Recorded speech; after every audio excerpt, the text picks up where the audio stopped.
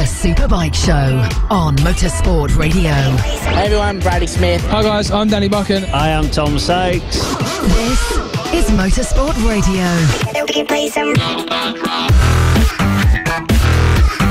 Hello and welcome. This is another exciting episode of the Superbike Show. My name is Lester. This is Motorsport Radio. And we're live on a Thursday once again. And tonight, we're going to be talking about everything from MotoGP to the ultra exciting No Limits Racing, which gets back underway this season. This weekend at Donington Park, we'll be talking about it, previewing it, and also finding out if Ducati are going to get imprisoned, or they're at the Ultra High Court of Appeals, which is going to be decided, I think, in the morning. And we'll, of course, our website, motorsport.radio, will be all over that. So my name's Lester, and joining us tonight on our show, we have our brilliant panel. It's Ed Hocknell. Hello, Ed. Oh, yes, sorry. Hello, yes. And Liam Hodgins as well. Hello, good evening. Good evening, Lester. How are you doing today?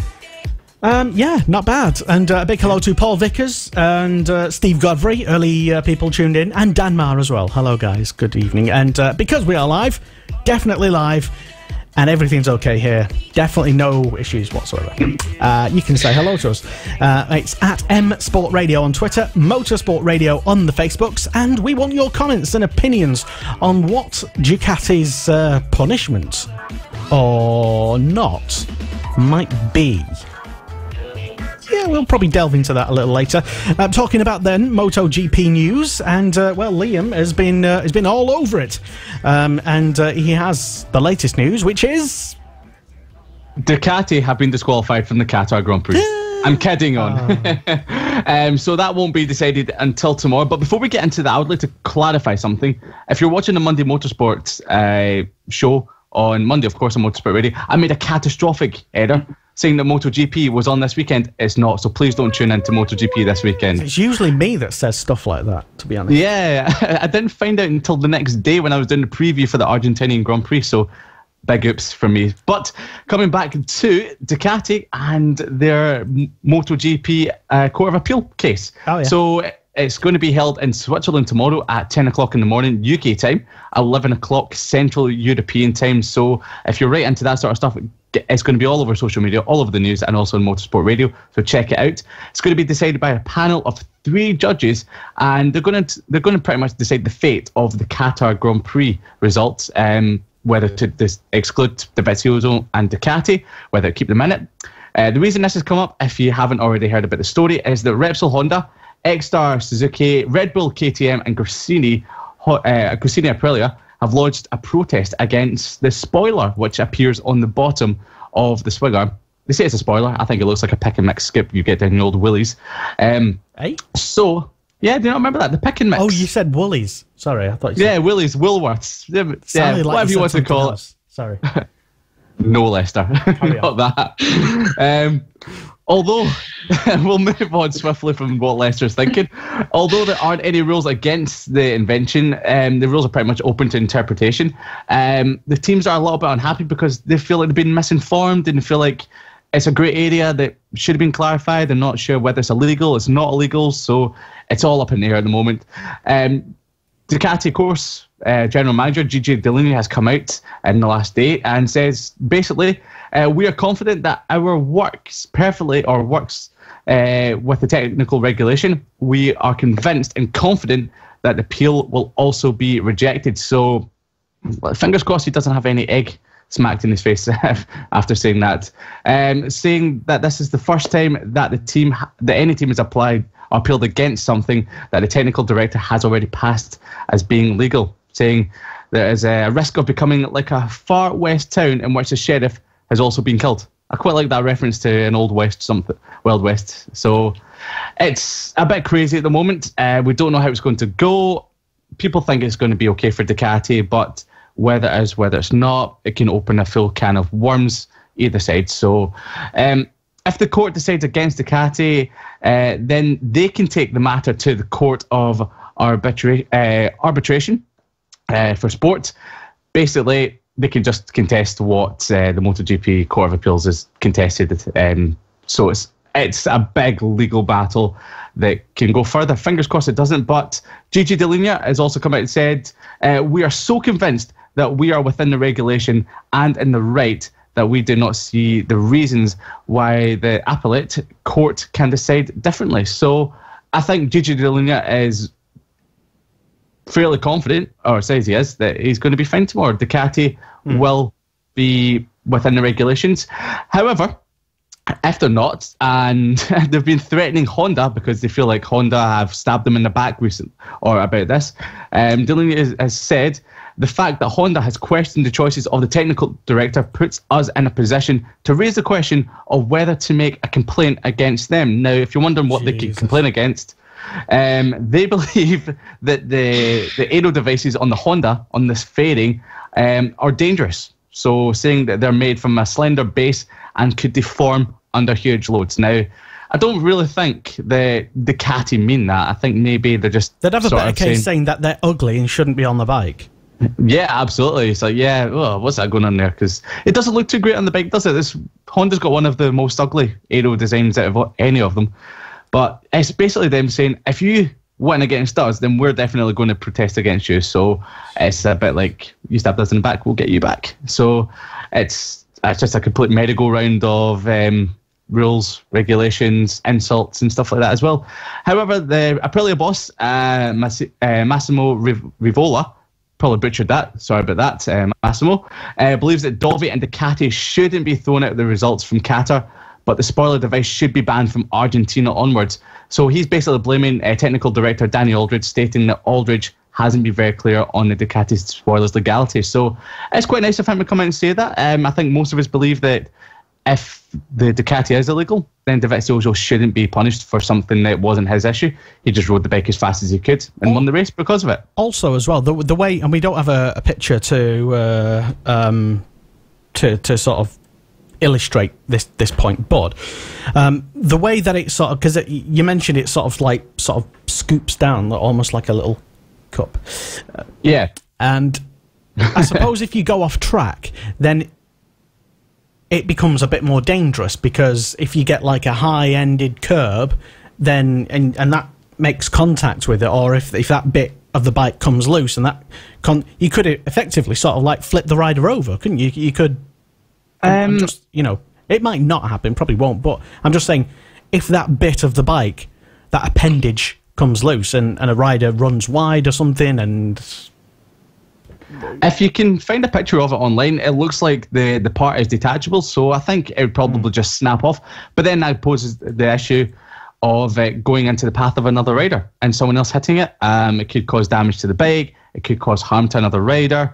So, yeah, it could break on a piece of curbing if a rider does run off track, which is a good point you've made there, Lester. Never actually thought about that one myself. It's health and safety. Safety first. Health, yeah, absolutely. As MotoGP is experiencing their health and safety now quite a lot. So, yeah, it's definitely something worth considering. I don't think the teams have really thought that would be a bit of an issue. I think they're just sort of more annoyed that it could be a performance benefit if it's an aero device and it's giving the rear tyre more load coming out the corner, which means more traction for the bike, and it means it gets onto the straights a lot quicker or out of the turns. So that's a bit of the issue there. Staying with Ducati, there's a lot more. It just seems to be Ducati news in MotoGP this week.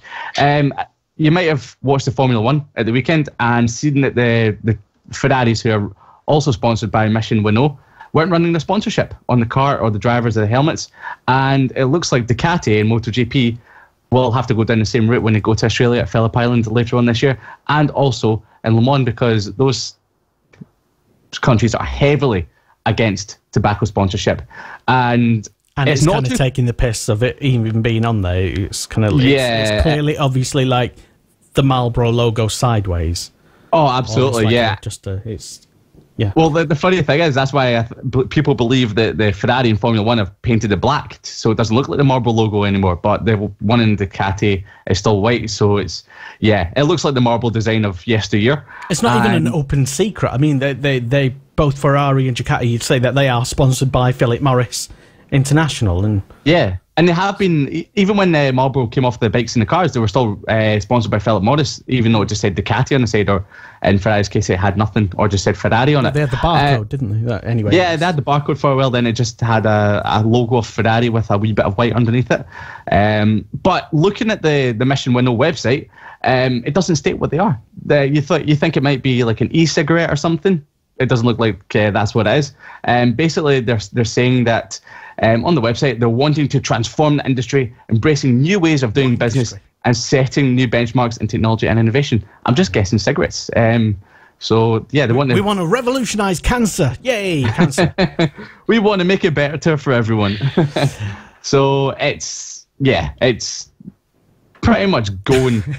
it's on the tightrope. At the moment, the borderline of whether it's legal or not. So, yeah, they're definitely playing against the rules there a little bit. So, it looks like they're going to run it for most of the season, but some countries are still to get back to them pretty much, whether it's going to be legal or not. So, I think most countries are looking into it even further to see what Mission Winnow is trying to sort of say it is, or what the branding is. So it's a bit up in there. It's a bit like the Court of Appeals. It's completely confusing. The only Ducati know how to do that. A bit of good news, or it could be good news, it might not be good news. Moto E, we talked about this last week after the horrible fire in Jerez. The season will go ahead. The calendar hasn't been released yet of what the new rounds will be, but the French promoter has come out and said that they've completely cancelled the Moto Moto E Le Mans this year, saying that it will start in June, most likely either in Mugello, which is 2nd of June, Catalonia the 16th, or at Assen on the 30th of June. So I wanted to get that in there nice and early, just to give you a bit of good news that the season will definitely go ahead, and it will probably start around about June time.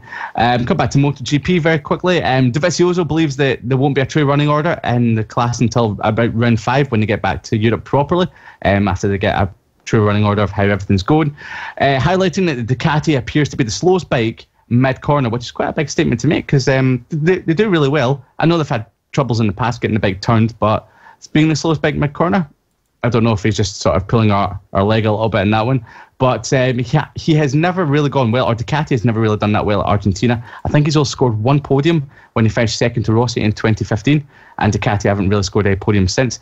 Maverick Vinales, as we know, struggled at the Qatar Grand Prix, and he's now come out and said that he needs to adapt his riding style during the races, as his natural one is compromised by traffic. Now, all the Yamaha riders have come out and pretty much said that the Yamaha does really struggle in traffic, and it's difficult for them to get past a competitor. So Vinales is saying that he needs to get around that somehow, change the riding style, make it more adaptable to what the bike is handling like in that situation, and then if he does that, then he has more chance of scoring a podium or getting a race win.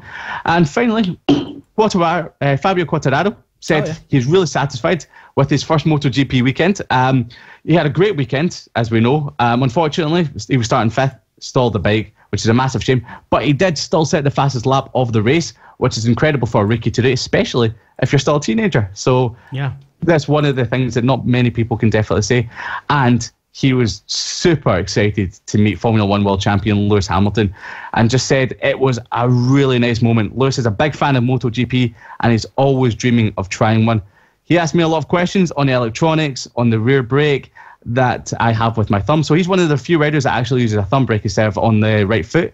On what I say to my chief mechanic when I come back into the pits, if I tell him what changes need to be made on the bike, or if I just want to describe my feeling. Frankly, it was great to talk to him. So it's quite nice hearing that from a rider, giving us a bit of a background of how a Formula One world champion is integrating and asking a new starter, rookie, how MotoGP is working. So it's fingers crossed we can maybe see a bit of a cross between Lewis Hamilton and Fabio Quartararo, or Formula One and MotoGP. They could both try each other's sport. I mean, who knows, we might be able to see that in the future. They probably met, well, almost 100% definitely, because of their mutual sponsor. Yes. And Quartararo went to the pre-season F1 test at Barcelona, probably for the same reason, etc.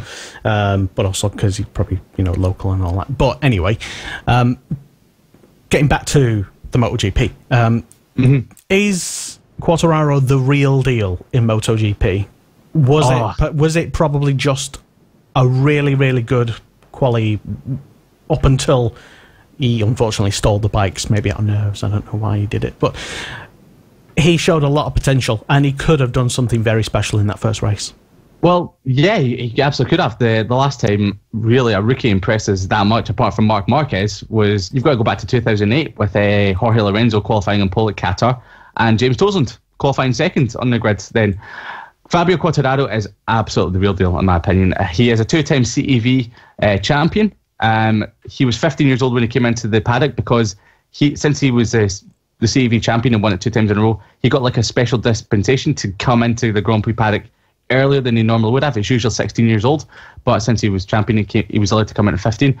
He immediately hit the ground running, looked competitive. Unfortunately, struggled with a few crashes. His second year in the class, he went to the Leopard racing team, where he was outclassed by Johan Mir, but there was a lot of things going on behind the scenes that we didn't get to see, but apparently there were the wrong people around him, not really keeping him mentally focused, getting him into a bit of trouble, stuff like that.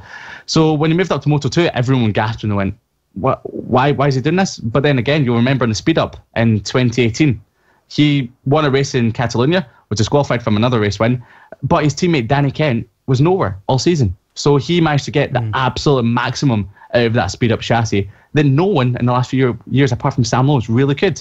So it's a testament to how brilliant he is. And Yamaha have clearly seen his talent and decided to throw him straight into MotoGP, because some people that don't really look or do that well in lower categories can come up to MotoGP and just shine brighter than anyone else, or brighter than most people have done in the past. So we've got to give him a few races, but I think he's going to be a huge star for the future.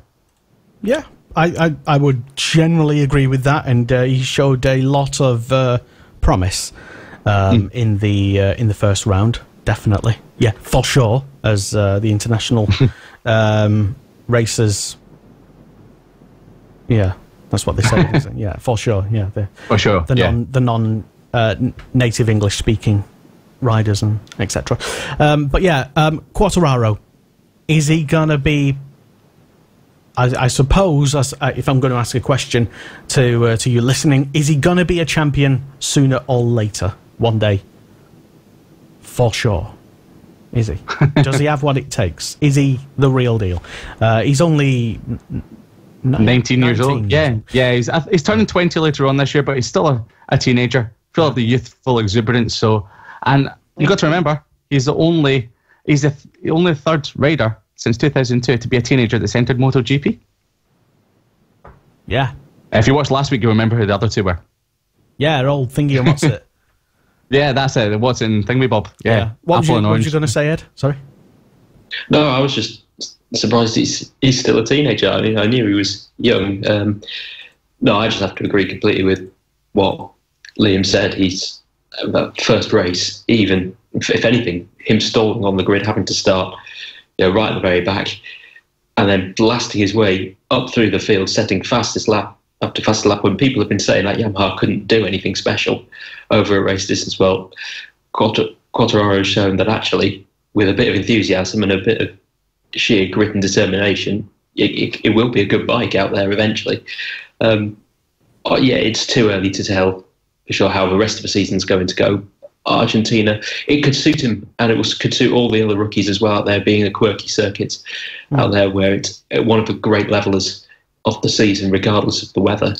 We know traditionally most people say it's only a great level if it's raining down there, but the Argentinian circuit, because nobody tests there, it's used only a handful of times in the year. In fact, I'm thinking just off the top of my head, after MotoGP, there's what was the old World Touring Car Championship, TCR. I think they still go there. There's a round of the Argentinian touring cars there, and I can't think of anything else that actually uses that circuit. So it's a very green track when they go there. It doesn't really rubber in. Quartararo. I'm not sure if IndyCar. No. No, IndyCar don't use it. No. Yeah, but it goes back to, I think it was either Keith Ewan or Neil Hodgson who they said on the commentary during the race, he's at that age where he's so young, he doesn't yet know, or he doesn't fear what the bike cannot physically do, or what he can't physically do. And that's going to suit him heading into the unknown race in Argentina, where there's virtually no grip on the track all weekend. Yeah.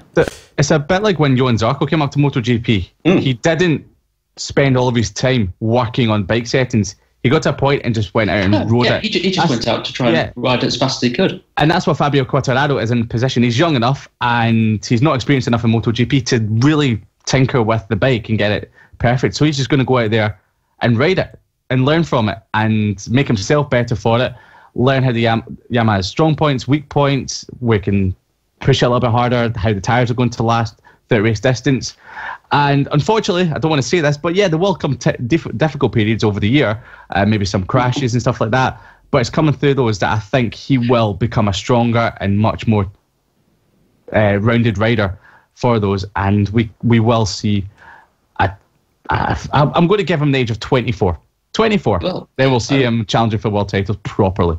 We've said he could take some time. He could, he'll have his troubles along the way. But remember when Marc Marquez came into the World Championship? Okay, admittedly on a much better bike than Quartararo is now, but he was fast from the gun. He was similar age, a couple of years older. Okay, but he wasn't obsessed with setting the bike up perfectly. He wasn't even caring about winning a championship. He just wanted to go out fast, win every single race possible, get podiums, get pole positions. Quartararo has exactly the same attitude in that way. So I think, actually, having rewatched the race a few times now since, a couple of weeks ago when it was on, he certainly, to me, looks like the one Yamaha rider out of the four, and that's including Rossi and Vinales, who's actually going to get the most out of that troublesome M1 this year, because he gives off the impression that he doesn't care to an extent about the setup of the bike. He just wants to ride it as fast as he can for all 22 laps of a race distance. And the issue with Vinales and Rossi, to more extent, is Rossi's been on a Yamaha for a long time. So he knows what a past Yamaha should feel like and how good it can be. Vinales has had a bit of experience with that, but mainly had a bad Yamaha over the last few years. So, and he struggles with trying to get his head round trying to make that bike, or trying to make him adapt more to the bike's understanding. And when it doesn't work out for him, his head does go down quite a lot. Fabio Quartararo, I don't think does that. He just gets on with the job. We could be talking too early into his career for that, but then again, over the last year, I would say Fabio Quartararo has matured a hell of a lot. And I suppose the did have the most stressful start to his MotoGP career, stalling on the grid of your first race, and then still coming back to get the fastest lap, which was not bad. So yeah, MotoGP, is that all the news so far? Yeah, there's not been much news. There's literally nothing in Moto 3. I've asked. No, nothing in Moto 3 whatsoever. Yeah. Moto 3 called. They said, yeah, so come back next week. Yeah. We'll have news for you then. But MotoGP just seems to be all Ducati news at the moment. So there's not much more Ducati news I can give you. Exactly, and let's just hope that for the sake of, I suppose, not being an overly stressed journalist trying to hack out some story at whatever time in the afternoon, first thing in the afternoon. Let's just hope that the Court of Appeal, whatever it's called, doesn't actually throw Ducati out. Not because I want any particular, but it'll just be I don't see how they can throw them out of a Qatar race, because the ruling at the circuit at the time was that it was legal. The steward said the result would stand, whatever. So if they were to throw them out, I'm not saying that they won't, but if they were... We don't know what new evidence or new arguments they might have put that didn't get put on the day when the stewards made that. And they've only released that it was the, what we're calling this, the pick and mix scoop from the back wheel. Yeah. I imagine what would have said was, the scrutineers would have said to Ducati, look, we're okay with it. Yes, it's a bit of a loophole in the law, a bit of a grey area, but there's nothing categorical that says you can't run it. However, because it's a big grey area, we're going to have to accept and listen to other teams if they do launch a protest. But yeah, I think, it's 2 weeks on now from the race to completely alter the race result, and it was a fantastic ride from Dovi. Let's make that clear. It was terrific riding from him out there. I don't know. I could upset a few people by saying, do we really want to go down the Formula One route by having the results changed a long time after the races have actually happened? It would add a lot of drama. Absolutely not. To be honest. See it.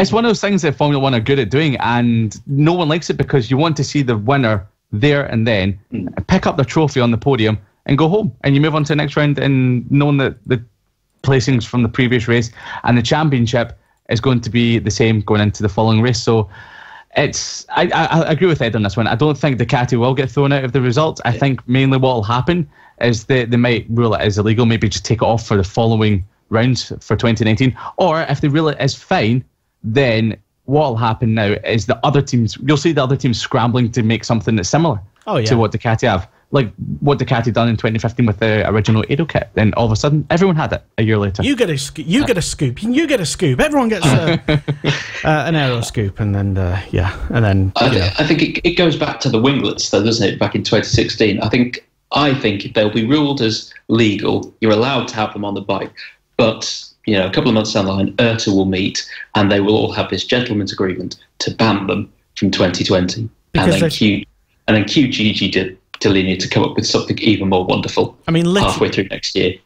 Yeah, I mean, literally, what will probably end up happening is that if the, let's call it a development race, there isn't a tight lid put on that thing, and everyone just keeps developing an extra half centimetre or an extra inch here and there on an extra wing, and there's another little winglet sprouting up, and then there's another thing. You're going to get basically two-wheeled Formula One cars.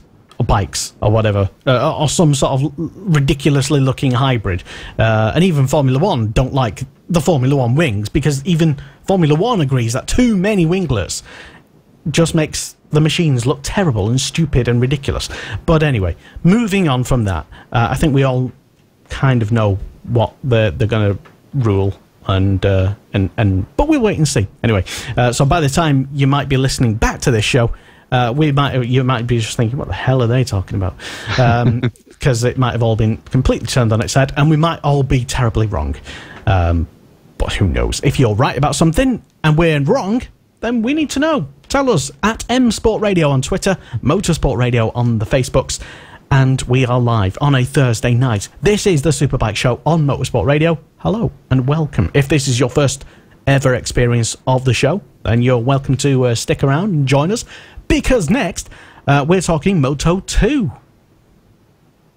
Yes, we are. It's been an almost completely quiet period since the race has happened. Most riders have just been quietly going about their business for training. One rider who hasn't been able to go out for training is Spaniard Jorge Martin, Moto 3 champion, who's now up in the intermediate class. Poor kid just can't get a break from anything. After the Qatar Grand Prix, he was complaining about the dreaded arm pump that riders don't like to get. And so he's had surgery this week to relieve it. Its medical term is compartmental syndrome in his right arm. And it's basically after an injury or after long strenuous exercise, which riding a Grand Prix bike, that certainly falls into... Tell me about it. It falls into the category. Basically, all the blood flow and the muscles, the muscles expand so much in their little sacs that they prevent the blood flowing properly through, in this case, the arm that's out there. So he's had to go under the surgeon's knife to basically cut the muscle open and allow the blood to start flowing back to where it should. The surgery's been declared a success, and he hopes to be fit in time for the Argentinian Grand Prix next week. He will almost certainly ride it if he can. Medically, he'll be past fit, expected. As to fully fit, well, that could take 2 or 3 rounds. Really, he might not be fit until we get back to Europe Jerez, the round 4 of a championship back at the start of May. But that is the big news out of Moto 2 this week. No, it sounds... Okay, so is it technically arm pump, or is it slightly different? Is that the technical word for it? Yes, it's known as arm pump in motorcycling circles. It's compartmental syndrome is what it's called in medical circles. Now I've got a word for it. Never mind, I won't explain. Anyway, go on. Best not.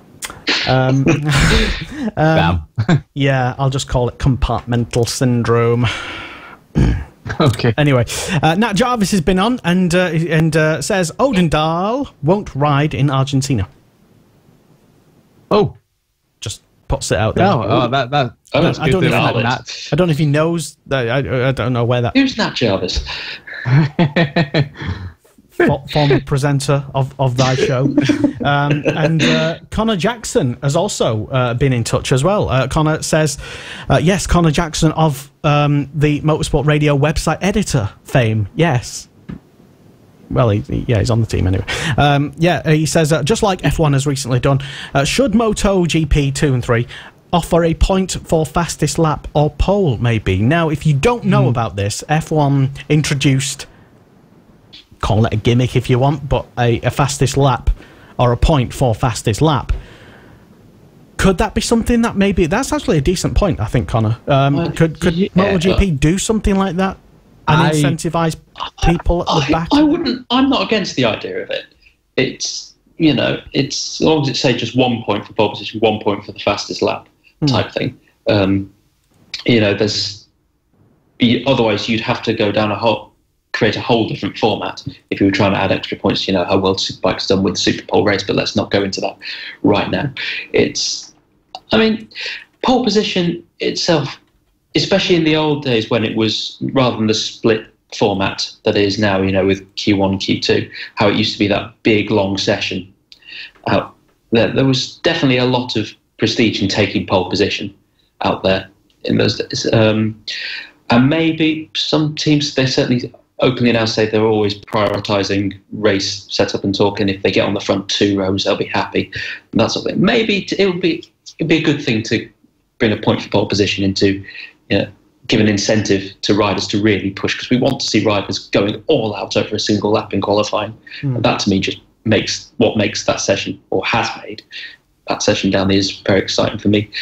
Fastest lap, I've got to be honest, the way he performed in Qatar, Quartararo deserved a point for that lap he set the zone. It was set in incredible conditions. But it could have the opposite effect as well, in that the winner, who is naturally usually the fastest in the pack, would just end up taking more points overall over the season. So it could have the opposite effect. So I'm one of those that always believes the best rider will win the championship anyway over the course of a long season. So one thing I would say in the fastest lap point, just my opinion for this, what is in its favour for adding, would be it encourages riders who may have taken a tumble early on in the race, but the bike's still, okay, is to actually keep going, keep pushing on, especially if they are championship contenders. Say if Marquez, dumps the bike early in a race, for example, he gets up, carries on, and he pushes to set the fastest lap, he still gets the point, and would they even be though able he to might not maybe finish in the top 15. As well, to get a new bike or new tyres or something, and then try again, like you said, from the back if there's a, pit stops in MotoGP. Is that even allowed? Yes, you can obviously pit change, but I think the bike has to be different. Now, in normal dry conditions, your bike has to be completely different, and usually it's got your wet setup. In dry, I'm not entirely clued up on the rules. Who's to say that wet setup is a super fast setup, though? You've got to leave the pits with a different bike. Well, obviously you're jumping on a different bike, but with a different setup. It's a wet setup you've got to have on. I'm going to disagree with Ed on this point. Sorry, Ed. I don't believe the MotoGP, Moto2 or Moto3 need a point for fastest lap. I think the racing is good as it is. The reason I think they brought it into Formula 1 was to kind of spice it up a little bit towards the end. As if you watch the Australian Grand Prix, the last 10 laps, they all went and stuck the qualifying modes on to go for the fastest lap, which was great. It was great fun to see all the drivers pushing. The midfield and back markers and stuff. Yeah, absolutely. The only problem was it was only for the top 10, so if you're outside the top 10, you never got a point. Yeah, so the same thing could happen for MotoGP. Fabio Quartararo was outside the point, so he wouldn't have got a point for the fastest lap anyway. So I believe MotoGP would do that. Pole position, you don't really want to see a championship decided on the Saturday. So if someone goes into the last round 24 points ahead, decide on pole position, they've got more wins than the person in second, there you go, championship's done. You don't want that. Fastest lap, once again, the riders are, MotoGP, they kind of conserve the tyres sometimes, but then again, it's sort of something that the riders won't really think about too much if they're right in the thick of the battle. Moto 2, they push flat out from start to finish anyway, so the fastest, usually Thomas Luthi or someone else at the front will get the fastest lap. Just gives more points to them. In Moto 3, the racing is already nuts as it is, so you don't need. I mean, some people down in 15th get the fastest lap. That's like giving a pack of lions an extra, chunk of meat and just say, there you go, fight even harder. Destroy each other a little bit more. It's quite good in Moto 3. I mean, the fast lap point could work in Moto 3 where the person down 50 does get the fast lap, but that's just because he's got a massive slip between one lap going from 13th all the way up to 2nd, especially down Qatar. But yeah, the fastest lap point does work in some series. I think it's worked quite well in Formula 1. I quite like it in Formula 1. But for a series that does produce fantastic racing from start to finish, you don't need it. Okay, fair enough. Well, that answers your question, Connor Jackson. So there you go. Any other bits of wisdom, maybe, that you want to chuck in? Let us know. It's at M Sport Radio on the Twitterers, Motorsport Radio on Facebook, or you can leave your comments in the comments box below, wherever you are tuned into us. Right now, it is the Superbike Show. It is Motorsport Radio. And hello, good evening. We are live. The Superbike Show on Motorsport Radio. Hey everyone, Bradley Smith. Hi guys, I'm Danny Buchan. Hi, I'm Tom Sykes. This is Motorsport Radio. Yeah, definitely is. And right now, we are talking about... we're talking about World Superbikes, indeed, because there was only the small matter of the race that happened in the Thailands. And mixed, a bit of a mixed reception for this one. A lot more people, Ed, seeming a lot more concerned about how Jonathan Rea is being replicated in 2019, in that, well, it looks so far that we're going to have another total dominant performance, but it actually won't be Jonathan Rea. Kind of not what the Donner would have envisaged, but yeah. Are we right? Are we getting in the respect that in the first two races, the two flyaway races have produced, only one winner out of 6 races? Yes, you have a point. However, it's the flyaway races, they are traditionally known as the out-of-the-box races. So quite simply, whichever manufacturer produces the best bike for that year tends to win the opening 2 races, 2 rounds even of the year that go with before they come back to Europe. And of course, teams begin bringing updates to the bikes, as you'd see in Grand Prix paddocks and other racing championships, and the field does level it out. But that said, there was only one man this last weekend at Thailand who took all the spoils. It was Alvaro Bautista, again for Aruba IT Ducati. Something about Ducati this year, isn't there? The V4 engine on their new Panigale, which is derived from the MotoGP engine, at the Buriram circuit, where straight line speed, particularly in the first half of the lap, is absolutely vital. They were in a league of their own, it's fair to say.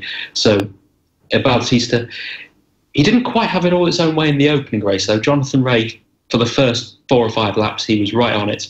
Although he actually overtook Bautista into the first corner off the line, and the two of them actually came together down at the hairpin, or the double apex turn 2-3 corner. Maybe a sign of things to come when the Kawasaki does improve, which it will, as their team are working round the clock to do so. I said they made contact. They actually did. They properly swapped fairing paints. Alvaro Bautista, after the first race, he was very quick to point out that Jonathan Rea was pushing the limits into what clean racing was all about. Jonathan Rea brushed it up with a bit of a sheepish smile, saying Rubbing's racing sort of thing. So we could be in for some spectacular duels once the Kawasaki gets back up to performance. It was an extraordinary weekend, though, in that we actually had the same top 7 finishing the whole 3 of the races. So the same top 7 for Superbike 1, Super Pole race, and Superbike race 2 as well. It was Bautista, Rea, and Alex Lowes who took the podium spots each time. Alex Lowes riding for Pata Yamaha, the first time in his World Superbike career that he scored 3 consecutive podiums. So it's a great news for him, as he stamps his authority basically on the team after last year losing out to Michael van der Mark, his teammate, who finished behind him in fourth all weekend. There was a terrific battle all weekend long that went on between the likes of Leon Haslam and Marco Melandri. The two of them were absolutely nose to tail. They were glued to each other throughout most of it, chopping and changing. Melandri setting his bike. If you were watching the race, it was extraordinary how he'd gone for maxing out straight line speed with his Yamaha R1 to the extent that it was violently fishtailing down at the end of the long back straight. Extraordinary stuff. Leon Haslam, he is a strong kid with what looks like to me a much heavier Kawasaki than in previous years through the corners. He was hauling that green machine through the twists and turns of the final two sectors of the lap. And all it led to was really the two of them crossing the finish line almost neck and neck each lap. It was a thrilling race to watch from those two perspectives. Tom Sykes and BMW, well, the weekend started actually surprisingly well for them. And down the order, they were BMW as they were racing in Australia. Pardon me.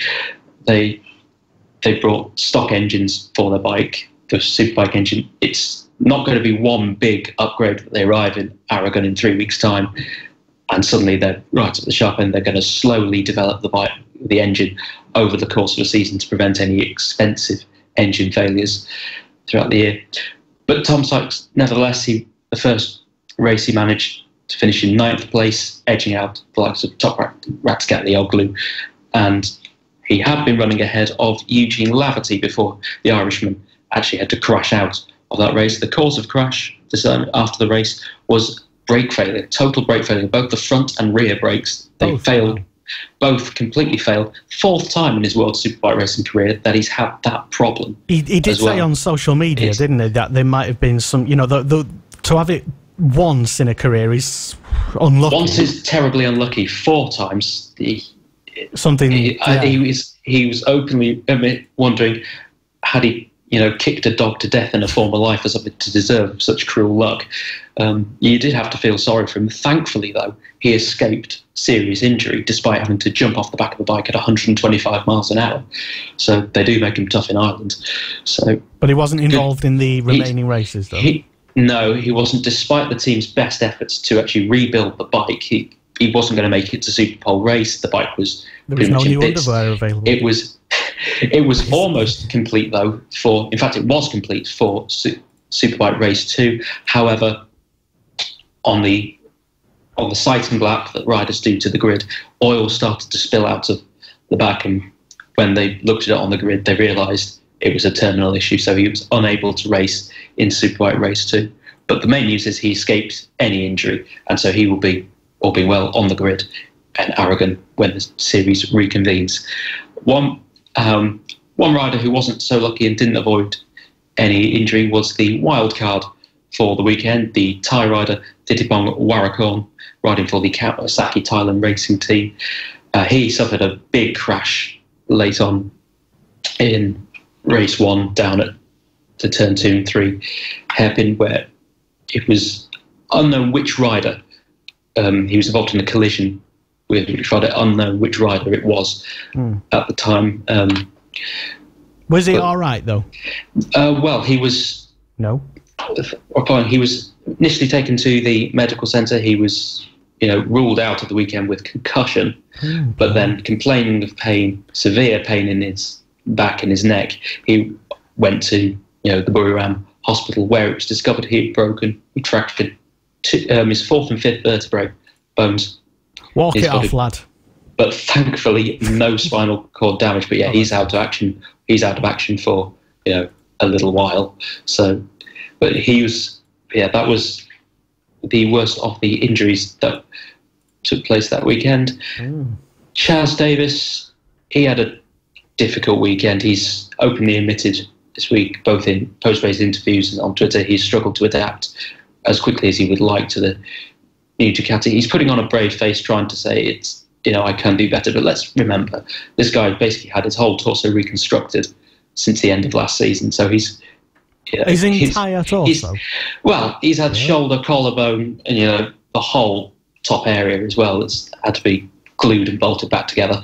So he's he's the bionic man of the field at the moment, Lester. It's a miracle in some ways that he's still on a bike each week. But he says he's feeling better recovery-wise, and that when the series gets back into Europe, and certainly as the second half of the season in particular, he's going to expect to be back to full fitness. We're going to see what Chaz Davies can really do with this bike. And judging from the pace of his teammate, he should be able to do pretty good things with it. Now, yes. Now, one man who was celebrating despite finishing fairly, nowhere near the podium finishes was GRT Yamaha man Sandro Cortesi. He finished all 3 races, all of them in P7, but for him the milestone was he still has not retired from a single race since his move from Grand Prix bikes to the production bikes. And you have to go all the way back to Moto2 Mugello 2017 for the last time Sandro Cortesi was unable to finish a race due to a mechanical issue.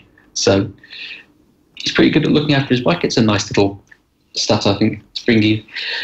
Yeah, who had another good little stat I saw on? Was it Liam, I think, had a nice little stat regarding... I forgot now exactly what it was. That's prep for you. I think it was the top 7 one. Was yes. it? Yeah. Top 7. What was it, Liam?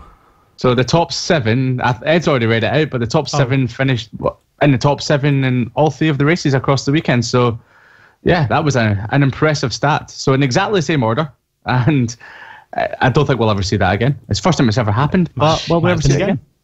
It's one of those stats where I think it was only possible that it could have happened at Buriram because the circuit is all about straight line speed. It's horsepower city.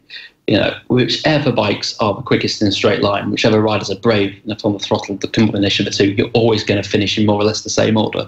Now, it wasn't quite the same order last year or the year before, but if you look back, there's always, pretty much the same 10 riders, the same top 10 riders, different order maybe, but there's always the same group of riders at the Buriram circuit that finish together.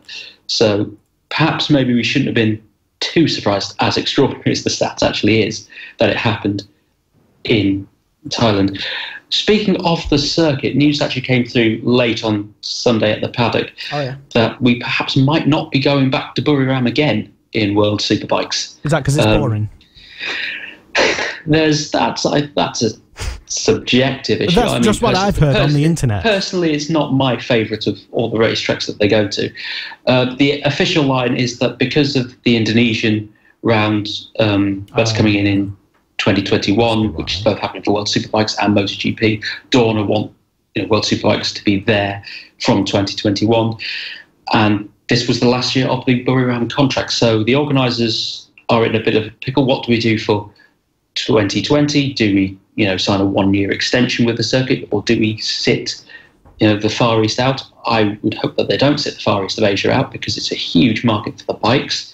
If they go to a different circuit, I'd like to see them, even if it's just for 1 year to start with, bring back the old Japanese round, because I think, to be honest, with Honda, Yamaha, Kawasaki, all provide full factory team. Yeah, I think we mentioned on last week's show, Suzuki are rumoured to... They are rumoured, so nothing confirmed yet about their involvement, if Suzuki are involved with the Ten Kata racing reboot, as it were. But certainly 3 full manufacturers from Japan, and they don't have a home race. My opinion is, what's that all about? That might swing it. I really would like to see them go to Japan, whether it's Motegi, Suzuka, or Sugo, where they used to go to. Maybe. Probably with World Superbikes, yes, you could do it at Suzuka, because that's where the Suzuka 8 Hours happens. It goes there. Probably the sheer length of the circuit, it's for World Superbikes alone, it's over 2 minutes elapsed. And if you had Super Sports there, and possibly the Super Sport 300s might go over as the Japanese round also, you'd be looking at best time, 2.5 minutes a lap for the smaller bikes. So maybe that circuit's a bit too big.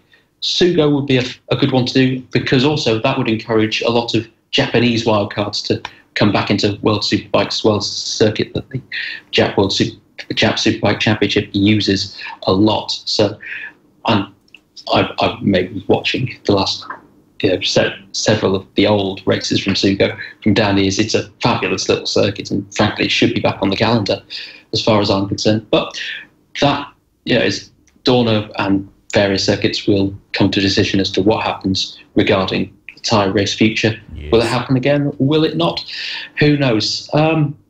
Right, two more pieces of news in the build-up to the Aragon round that is happening early in April. Aruba Ducati, yes, we're mentioning Ducati yet again tonight. They're off for a private test. In fact, they had their first day today. They've got another day tomorrow at the Aragon Motorland circuit. As Bautista is focusing more on the stability of the bike through the corners, he still doesn't quite believe he's got enough confidence, especially through the high-speed turns, which there are quite a few of at Aragon, to really make the difference, to hold the Kawasaki's at bay. Chas Davis, as mentioned earlier, he said he's struggling to adapt. He's just wanting more and more time on the bike to refine his own setup of the machine. And so the 2 days in Aragon this week will hopefully do just that for him. And Moriwaki Honda, so the HRC-backed Honda outfit, they are also testing between now and Aragon. They're not out on track this week. They haven't actually announced which track they're going to. They're kind of keeping it very secret at the moment. But we do know is that they are going to be focusing on different engine maps to try and utilise as much of the power of that CBR engine that they can to try and close the gap up to the next manufacturer, which is Yamaha, on their rounds. And also suspension settings, because one thing that they've discovered mainly from Leon Camia's side of the garage over in Australia and in Buriram, is that they wear through their tyres a lot quicker than their rivals. So softer suspension settings would be my guess what they're trying to look for. How much they'll be able to sort before we get back to Europe racing, who knows? It's a long project that Honda has got to try and bring it back to the top. So they're going to be out testing a lot this year to try and solve the problems of the bike. And that's World Superbikes, and we've just got the World Super Sports. Yes.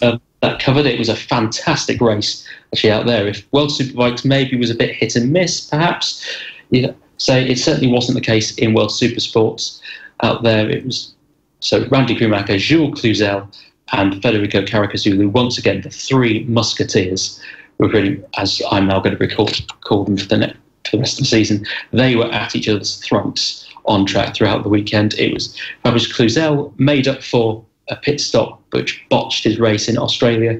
He took the race this time out. He had to work phenomenally hard. There was a 8-rider train for most of the race, like a Moto3 race, pretty much. Constantly chopping and changing, fighting, keeping him on his toes. A real hard-fought victory for Cluzel, who, if one criticism has been aimed at the French rider throughout the years, it's his mental strength in races when it matters. Well, he showed he's pretty tough up between the ears to hold off a sea of very hungry riders that go through.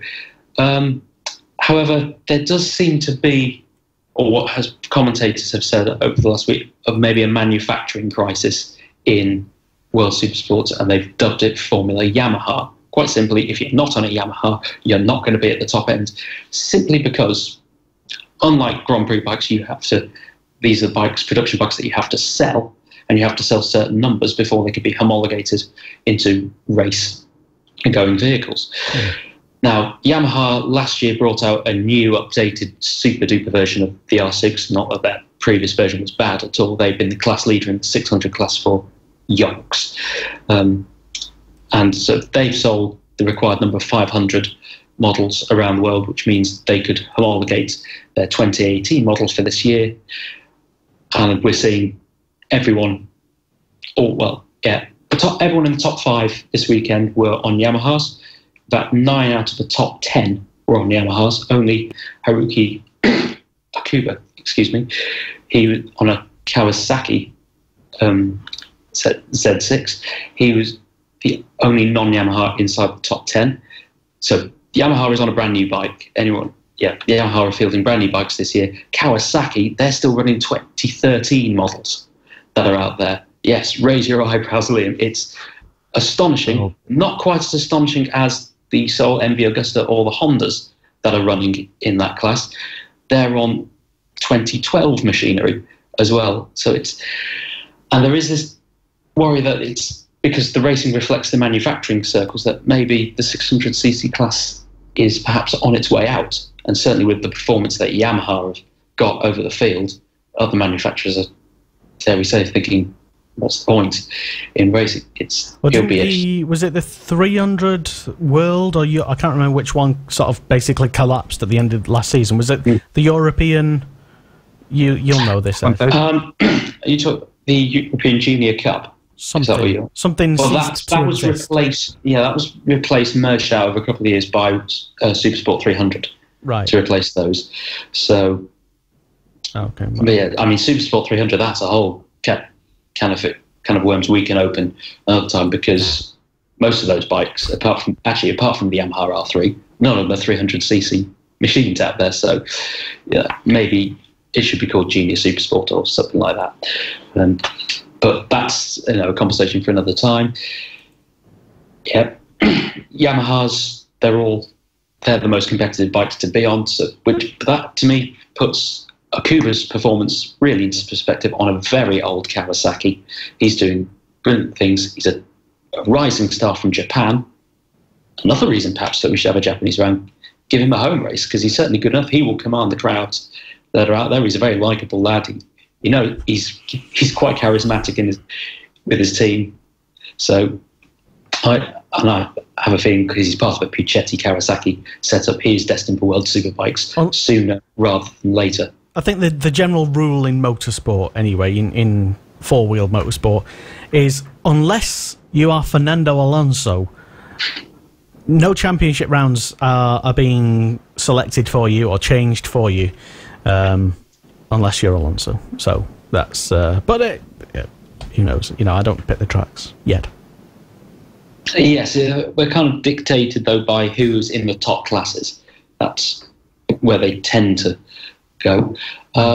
Now, perhaps what Kawasaki need is a former legend to spearhead their revival or their charge.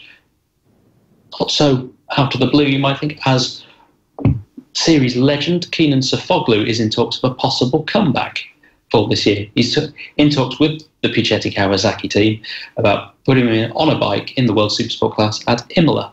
So not the next round coming up, not the one after that, but the one after that. So round 5 of the series that they're going for. And fittingly, it's also the circuit where he retired last year rather than the sport.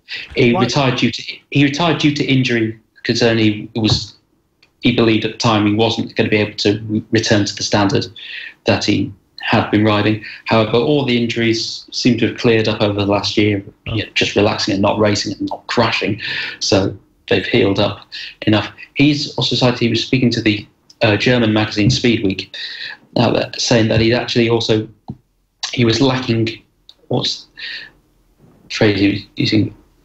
Just lacking racing? A direction or a goal to work towards. He's missing racing, basically, and he wants to get back. He feels he's still got some to give. He feels he can still be champion at least once more. So the comeback could be on, and who'd say no to a 5-time Supersport world champion going back on the grid for Kawasaki and maybe dragging them back onto the top step of the podium again? Well, if there is one rider who can in Supersport, it is Sofoglu. He's done extraordinary things throughout his career. Could be the operative word. No. I think with Yamaha so strong, it'll be extremely difficult since he's been out, especially since he's been away for a year. So he's going to be race rusty as well. And the last time he raced or pushed properly, wasn't it not Australia practice or Australia qualifying in 2018 before his last big crash? Because when he came back at Imola, he was on pace, but he wasn't 100%. And then obviously he'd done his warm-up lap and then pulled into the pits, and that was him. I thought that was a strange one. My personal opinion, that he did the warm-up lap and then peeled off into the pits. I thought he'd just done a parade lap, but like a demo lap, if you like, just a farewell lap. So, but then who am I to criticise really what a 5-time world champion wants to do? I would like to see him back personally. He's a tremendous talent. He's the greatest motorsport competitor to ever emerge out of Turkey and the east of Europe. And I think Well, so far, yes. Obviously, we've got Toprak Radska Ioklu in World Superbikes. Chan Onchu. Yeah, Chan Onchu is... both Onchu brothers. Well. Dennis as well. Dennis is in there. So, but Sofoglu is, the hero of Turkey. He's the one that got them on the map in terms of motorsport. So, and if he's actually not that old. So, how old is actually not that old? How old? What age are you talking? He's in his early 30s. Early 30s. It sounds to me. I would like to see him back because I do think there is unfinished business, and I would like to see that Kawasaki beat the all-new Yamaha, even if it's just once, because I just would. I like Sofoglu. It probably sounds like, and I'm prepared to be very wrong on this, that his announcement last year was in part, not entirely, but in part maybe psychological and not entirely driven by injury, because if you're coming back, I mean, you're either injured forever. I mean, you don't get better the older you get, generally speaking, with athletes, and especially the more,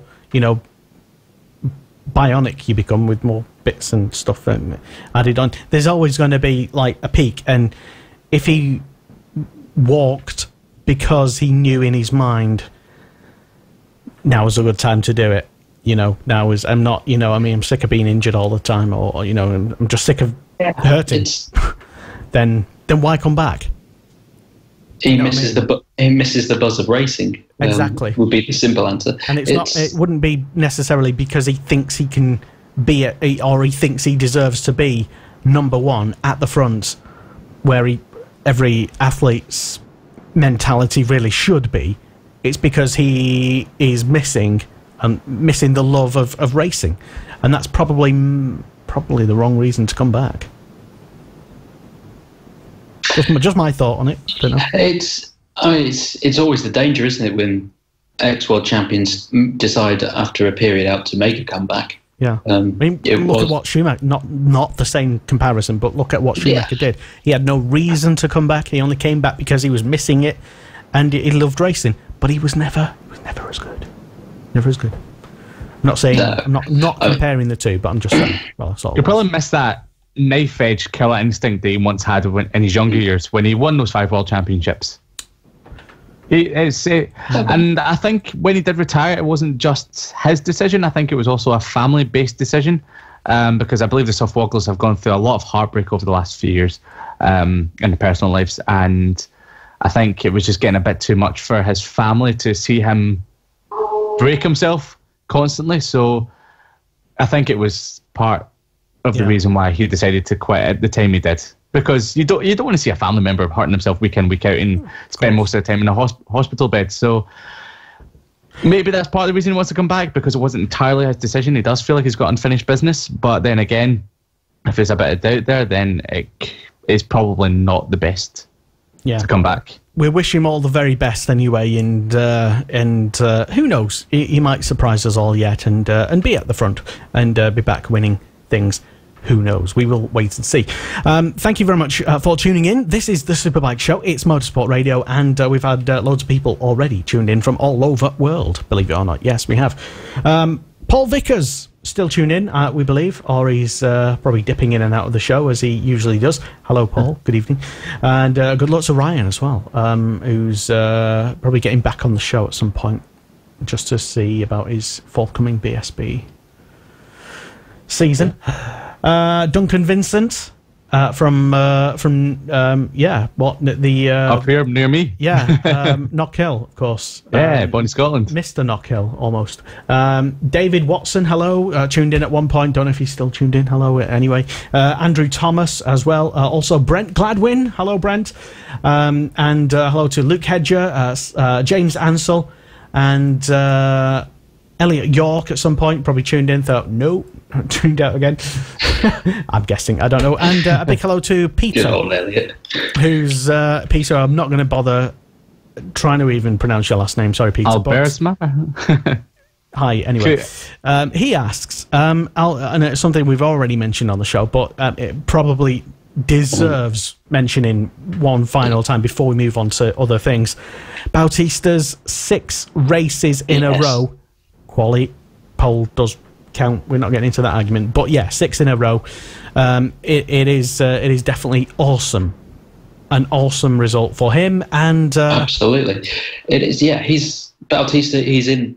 I think it's fair to say, and you're not exaggerating this anyway. He is in the form of his life at the moment as well. He's got finally full factory support that his talent has deserved throughout his career. He's finally got it.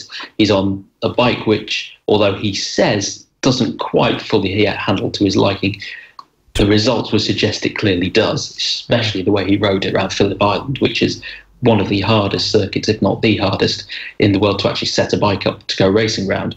So, yeah, he's in incredible form. 6 in a row. There's obviously, you'd have to say, he's got a real chance of making it 9 in a row next time out.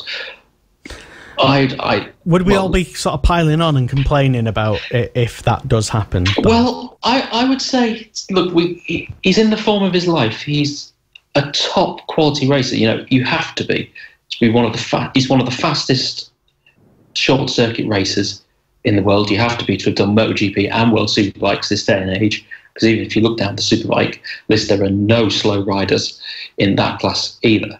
It's, you know, he's got the start of the season hooked up better. He went about his business very quietly in testing. He was focused solely on his race setup. Kawasaki, they had teething problems with their new bike. So, you know, Jonathan Rea's been a little bit agitated by, you know, the troubles behind closed doors, as it were. Bautista, yeah, he's dominating to start with. We've seen people dominate in the past. I would say even if he were to make, you know, history by winning the next 3 in a row, there'd still be, you know, over 600 points still left on the championship after we finish Aragon next time around. So I wouldn't say it's for people. There were lots of people complaining that it's a foregone conclusion him dominating. Well, I think it's not. The form isn't going to last forever. Kawasaki are going to get better. And if anything else, remember what happened in 2002. Troy Bayliss, on a Ducati, started the season in the form of his life, winning the first 6 races in a row. But he didn't end up winning the championship. It was Colin Edwards. So, you know, it's the start of a season. The Ducati is undoubtedly the best bike at the moment in the field. Bautista, with the form he's on, is the best rider-bike combination. But Jonathan Rea, he's the reigning 4-time world champion out there. He will obviously have plenty to say about that on the track. It's weird having to count on Jonathan Rea, who's basically crushed all the opposition for the past however many years. Well, that shows we're counting on him for him to like save World Superbikes and provide a great race for us now, isn't it? The irony, isn't it, for all people complaining? It's kind of glorious in a way. We have to appreciate Bautista in the form that he's in at the moment. He's a really good rider. He's a really likeable guy out there as well. There's no one in any of the paddocks that he's been in that would have a genuine bad word to say against him. Obviously, you know, there'd be rivals in there and whatnot, but he generally seems to be one of the good guys of the sport, and he fully deserves all the success he's getting at the moment. It has been, for me personally, it's been a joy to watch him ride so far in the season. It's been all right. Yeah, absolutely. Yeah. Go on, Len. I think he's putting out his CV for a Ducati MotoGP ride in 2020. He's been outstanding at the start of the year, but it's very Troy Bayliss-esque from 2002, as Ed's already pointed out. So it can all change. It's quite nice that we've actually got to, as you were saying, Lester, rely on Jonathan Rea to give us a bit of racing in World Superbikes, because we're too used to him just running off into distance. But now there's someone that can properly challenge him, is making him dig deep and go after Bautista. That's we can see it in his riding. He seems a bit more aggressive. He seems a bit more just riding the bike a little bit more. He's digging deeper. And it's brilliant to see the difference between Alvaro Bautista and Jonathan Rea. For example, Jonathan Rea is outstanding on the brakes. Just ride circles around Bautista pretty much on the braking zones. When it comes to the straights, Alvaro Bautista just gets it hooked up on traction and through the middle of a corner. And it's great to watch how different both bikes work for the certain riders and how they ride it as well. So all admiration for what Alvaro Bautista is doing at the moment. I'm actually quite enjoying watching him winning because it's a little bit different to what I've been used to. But then again, domination can become boring very quickly. I was getting at earlier. Bautista's style, actually riding, is actually very entertaining to watch because he's a bit like Casey Stoner in the way that he does kind of throw himself across the bike into the corners around there. Whereas, as much as I, respect, say, someone like Jorge Lorenzo, who's a brilliant rider, don't get me wrong, I find his style a bit boring because it's so smooth. He almost looks very slow in comparison to when he goes off and dominates races. But Bautista, there's always something in the back of my mind that thinks he could well drop the front at any given moment. The amount that he's so exaggerating the movements on top of the bike. So that's, for me, top value entertainment, just watching him. I could happily watch him all day riding. But I think as well, it shows the high quality of all the teams and riders in MotoGP in particular, which I think is testament to the satellite system that they have with teams and the bikes that are there, is that everyone is so close this day and age. Bautista has arrived in World Superbikes with all that sharpness that racing, the cutthroat racing of MotoGP, where they're all within tenths of a second of each other. He's got that. Jonathan Ray's he's having to adapt to that, and that's the part we haven't seen from Ray at all in his championship winning years so far, is can he regularly go that close toe-to-toe with someone? I think undoubtedly he will be able to, but at the moment Bautista has the run on him because he's A, used to it, and B, he's in the form of his life. Okay. We will wait and see. Yes, it is good at the moment, but if when it comes to the Donington round, if he's won 20 plus races, of which I am including the quali race as a race, which isn't actually a race, but it is a race because I'm including anyway.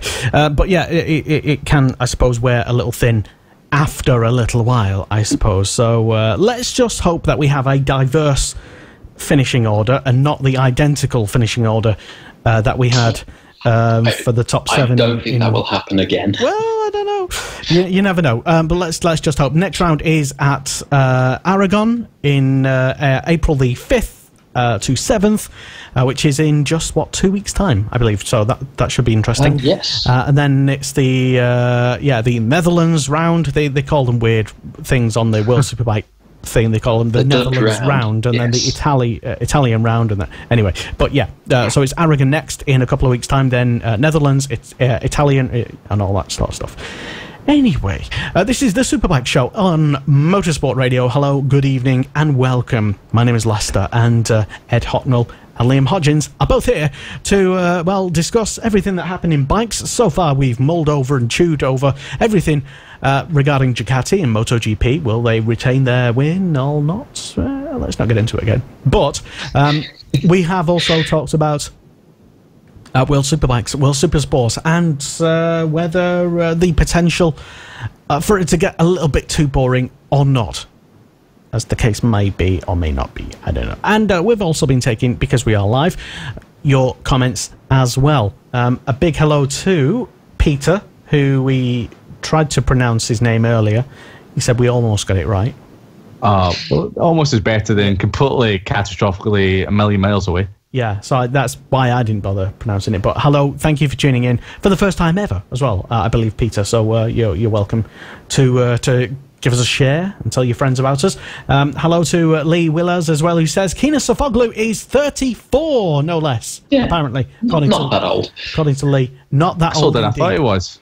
That's older than I thought he was. Well, for Supersport Radio, I was expecting him to be younger. But I know he's been there for a long time. There's nothing wrong with being 34, kids. I thought it was 33, so I was pretty much right. Anyway, so being 34, as keen as as he is, we wish him the very best, if he is coming back, for definite, for Supersport and all that sort of stuff. Right, moving on then, because we've still got loads of stuff to talk about, including some road racing action, which included a bit of water fights, and also some BSB news. That's next. The Superbike Show on Motorsport Radio. Hey everyone, Bradley Smith. Hi guys, I'm Danny Buchan. Hi, I'm Tom Sykes. This is Motorsport Radio. And yeah, it was an action-packed pre-season test in the old Spain, in I forget now. Portugal, actually. Portimao. I always forget. I've never been, but whatever. I always get, anyway. It's nearly the same part of the world. You're forgiven. So anyone interested in local Spanish politics and regional disputes, you talk to Liam about that. So there you go. I was never good at geography at school, so that's a bad idea. Clearly, neither was I. But there you go. It's all over there somewhere. It's warm and hot, and not here and miserable and wet. Anyway, there was pre-season testing, and what did we conclude from it? Well, we concluded that Jason O'Halloran on the Yamaha is pretty fast. He was struggling a little bit with a very aggressive bike, making changes to the swing arm, suspension links. None of it worked. What actually happened is in the afternoon on the final day, he went out and tried his teammate Taddy McKenzie's bike and immediately felt a difference, felt it was better and understood what the problem was. So what actually happened is he sat out a couple of hours, went out later on the bike. It was a bit of a different bike. What actually happened is that the team changed the frame of his Yamaha, and he headed back out and set the fastest lap of the test, his fastest lap as well, on a set of tyres that had already done 16 laps. So he's feeling pretty confident that they've made a step forward.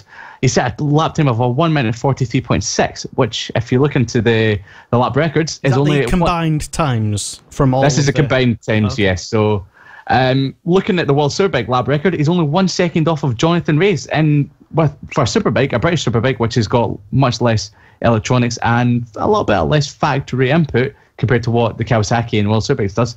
That's actually a really good lap time, especially on a track that is 2.9 miles long. So brilliant lap times coming out from the Portimao BSB test. In second place, we had Scott Redding.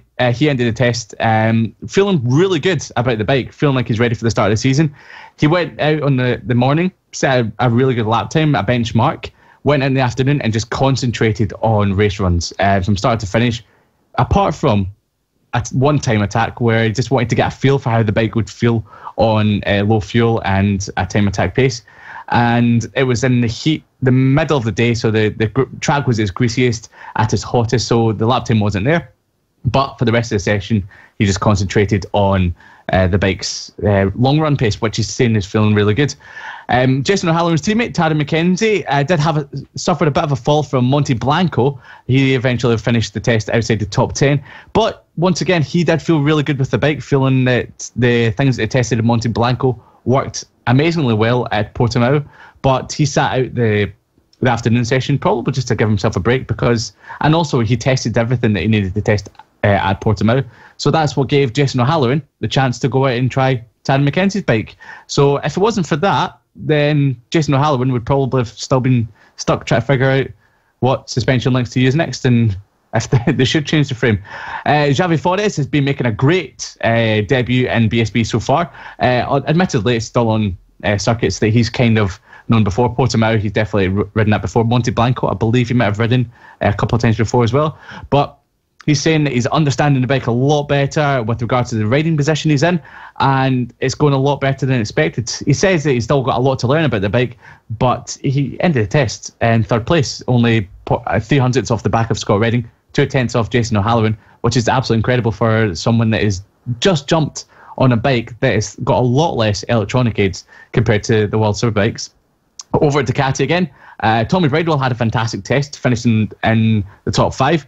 His Oxford Ducati team boss, Steve Moore, expressed his delight after initial pace and was surprised with how great the testing had gone so far, stating that 4 weeks prior to before testing began, the bike wasn't ready. So they've been in a rush to get the bike ready within the last 4 weeks. And this is something that really caught my eye. They spent 50 hours of number crunching before putting electronic data into the ECU. Now, if you're technically gifted, unlike me, you probably know how much of a painstaking... Yeah, I think, Lester, you're probably pretty technically gifted after setting up the whole... the graphics and everything. But it's kind of like an ECU. It is a big pain in the arse, yeah. I can imagine. Yeah, but imagine sitting for 50 hours crunching numbers. That would be insane. That would drive me crazy. But sticking with Ducati, Josh Brooks, who is Scott Redding's teammate at the the PBM, Ducati, is feeling like if he raced tomorrow, then he'd be right up for it, feeling that the bike is good enough to finish on the podium already. Now, he's not been setting headline times like his teammate has, but he feels pretty confident, maybe just going about his business a little bit more than Scott Redding might. You know, Scott Redding loves to get in and amongst it and set the big headline lap times, but also got fantastic race pace. One person that is not going to be walking away from the test feeling too great is, unfortunately, the ever popular Australian of Ben Curry. Now, he's having a bit of a difficult transition from British Supersport into BSB. He ended a test down in 26th place. Now, he didn't compete in the afternoon session, but then again, he's still 3.9 seconds off of his teammate, quadruplant Kawasaki teammate, Glenn Irwin. So, a bit of work there to do for Ben Curry, but did he say what the was there an issue with the bike if he didn't go out in the half a day? I did try and look it up on social medias, see if there was anything there, and a bit in the news websites. There wasn't too much. There wasn't anything really there. I might have just completely missed it if you know what the issue was. Well, it is the time to get to grips with these beasts, I suppose, and testing is pre-season testing doesn't mean anything, and who cares if you're in 20th or 5th? It doesn't, as long as you're there on race day, and I am absolutely confident Ben Curry will be. Oh yeah, absolutely. It is testing at the moment. I think Portimao is probably not a track that he's ever ridden before, so that's obviously maybe made it look worse than it actually was. But Ben Curry, there's a bit of work to do, but I believe that he can do it because he's an absolutely amazing rider. And I'd say by the half point time of the season, we will probably see him up near the front, challenging his teammate Glenn Irwin. Surprise of the test has to definitely come from OMG Racing's Josh Elliott. He finished 6th and only 4/10 off the back of Jason O'Halloran on a 1:44.0. So he's definitely adapting to that bike very well and just looking like the champion that he was back in the Superstock 1000 class a few years ago. So it's going to be exciting to see what he can do on that bike in 2019. And also, great start over in British Supersport for reigning champion Jack Kennedy. He ended the test on top, 1 second ahead of his Team Appleyard Macadams Racing teammate Brad Jones. So they've definitely started off incredibly well this year, and yeah, it looks like they're going to be a tough team to beat, especially Jack Kennedy, because we know how much of an absolute class rider he is, especially on a Supersport bike. And in the Superstock 1000s, we had Billy McConnell topping that part of the test. Billy McConnell, Aussie guy, looking great once again. He just seems to be in his I don't know how to say it, but in his element, yes, that was the word I was looking for. In his element on the Superstock 1000 bike. Brilliant rider once again, and yeah, it looks like he'd be tough to beat in 2019. We know he's beatable, but then again, he's not going to be easy to beat, so it's going to be a great season. The thing I did like is, I don't know if Ed might cover this later on, but Alistair Seeley was also at the test, also riding PBM Ducati, and he wasn't far off the pace either, so he was practicing for the Northwest 200. I don't know how far off you could get racing a bike around a proper racing circuit compared to the Northwest 200, but then again, he was there. Maybe just gives you the feel of being on the thing and how it is. And Portimao does have quite a lot of undulation, so maybe that could... a fair few of the BSB riders have likened Portimao circuit to kind of if Cadwell Park was widened and brought up to FIM, top level standards, because of all the undulation changes and the sweeping curves, that kind of thing. But yeah, just to jump in and say, Alistair Seeley, he had his first test on the Paul Bird Motorsport Ducati this weekend, or when they were down there at the test.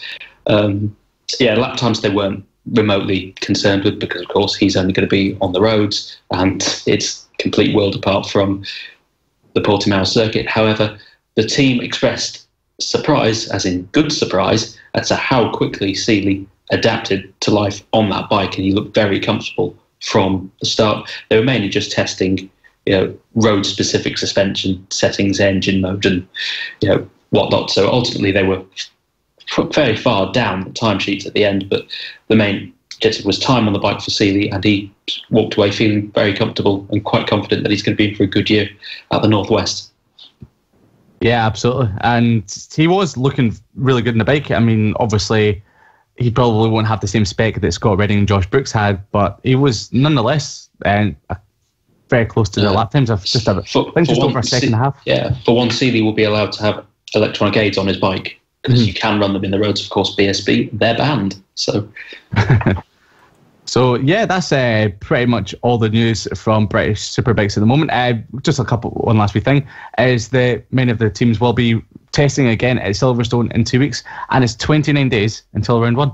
So, yeah, it's not too long now. It's going to be great. Certainly, yeah, and we cannot wait. Well, I suppose we'll have to. But yeah, we have. We don't want to, basically. It should be moved more forward, I suppose. But yeah, I think a couple of people were slightly disappointed. We mentioned it on last week's show, not because it was like a commercial tie-in, but just a great piece of consumer advice regarding the Eurosport player, which you would include World Superbikes, British Superbikes, the endurance racing as well, plus all the other nonsense like you mentioned motocross that was in there as well. So cricket and snooker and all that sort of cycling and all that. Hey, don't diss snooker, Lester. So yeah, that basically it was like 50% off, and you could get it for £20 for the entire year, and you could even watch all the on-demand stuff. So if you don't have Sky, like a lot of people don't, and therefore don't have Eurosport, or have Sky and therefore don't have the Eurosport on your package, you could still watch all of the BSB, all of World Superbikes, and on demand if you miss it. So you can go back on Monday and watch it back for just £20. Anyway, that's over. You can't do it now. Just thought I'd like to say. It's back up to its normal rate now, but it is only $6.99 a month. So when you consider all the other sport packages out there where you're having to pay the other side of $30 a month, it's you would like it for 20 quid. I missed out on it. I got it for 20 about it. I got it. And I'm the only one that missed out. Well, I did post it on the BSB and support for fans Facebook. I missed out on the 20 quid deal as well, so I'm having to pay the normal rate. So and when I posted it, there was like one guy who was quite furious about me posting it because it had a picture of a bicycle and not a bike. Anyway, but it's always one. Yeah, anyway, so this is the Superbike Show. It's Motorsport Radio. Hello and welcome. We are still live, and we've got a couple more things to talk about, including as well the return of No Limits Racing, which is back for 2019. Probably bigger, probably better than ever before. It's at Donington Park this weekend. We will be talking about that, and about some road racing, and about some prizes that you could be winning next.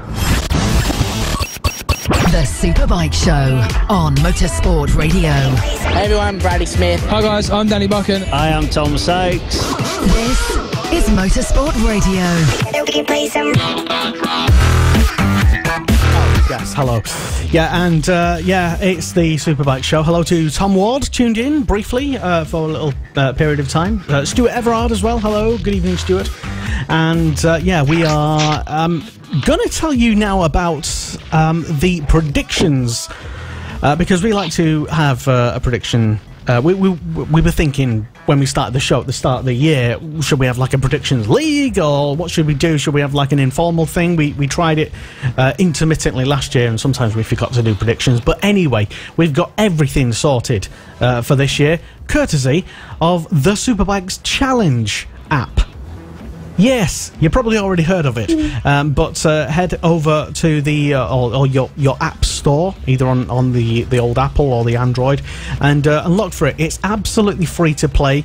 It doesn't cost you anything. It's not like a fantasy league or anything where you have to pay to subscribe.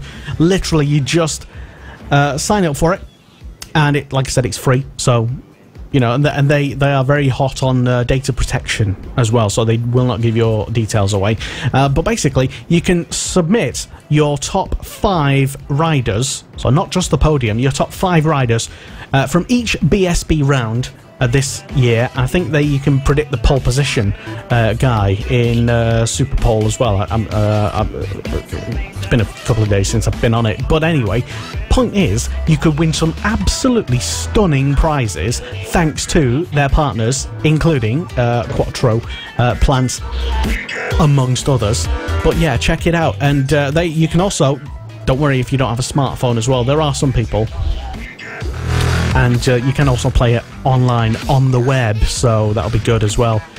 But it's more enjoyable if you download the app, and we will be doing that, and we will be taking various predictions and putting them on there. I think we can probably even form a little Superbike Show league, I think, guys, as the season goes on, and we will be literally comparing each other's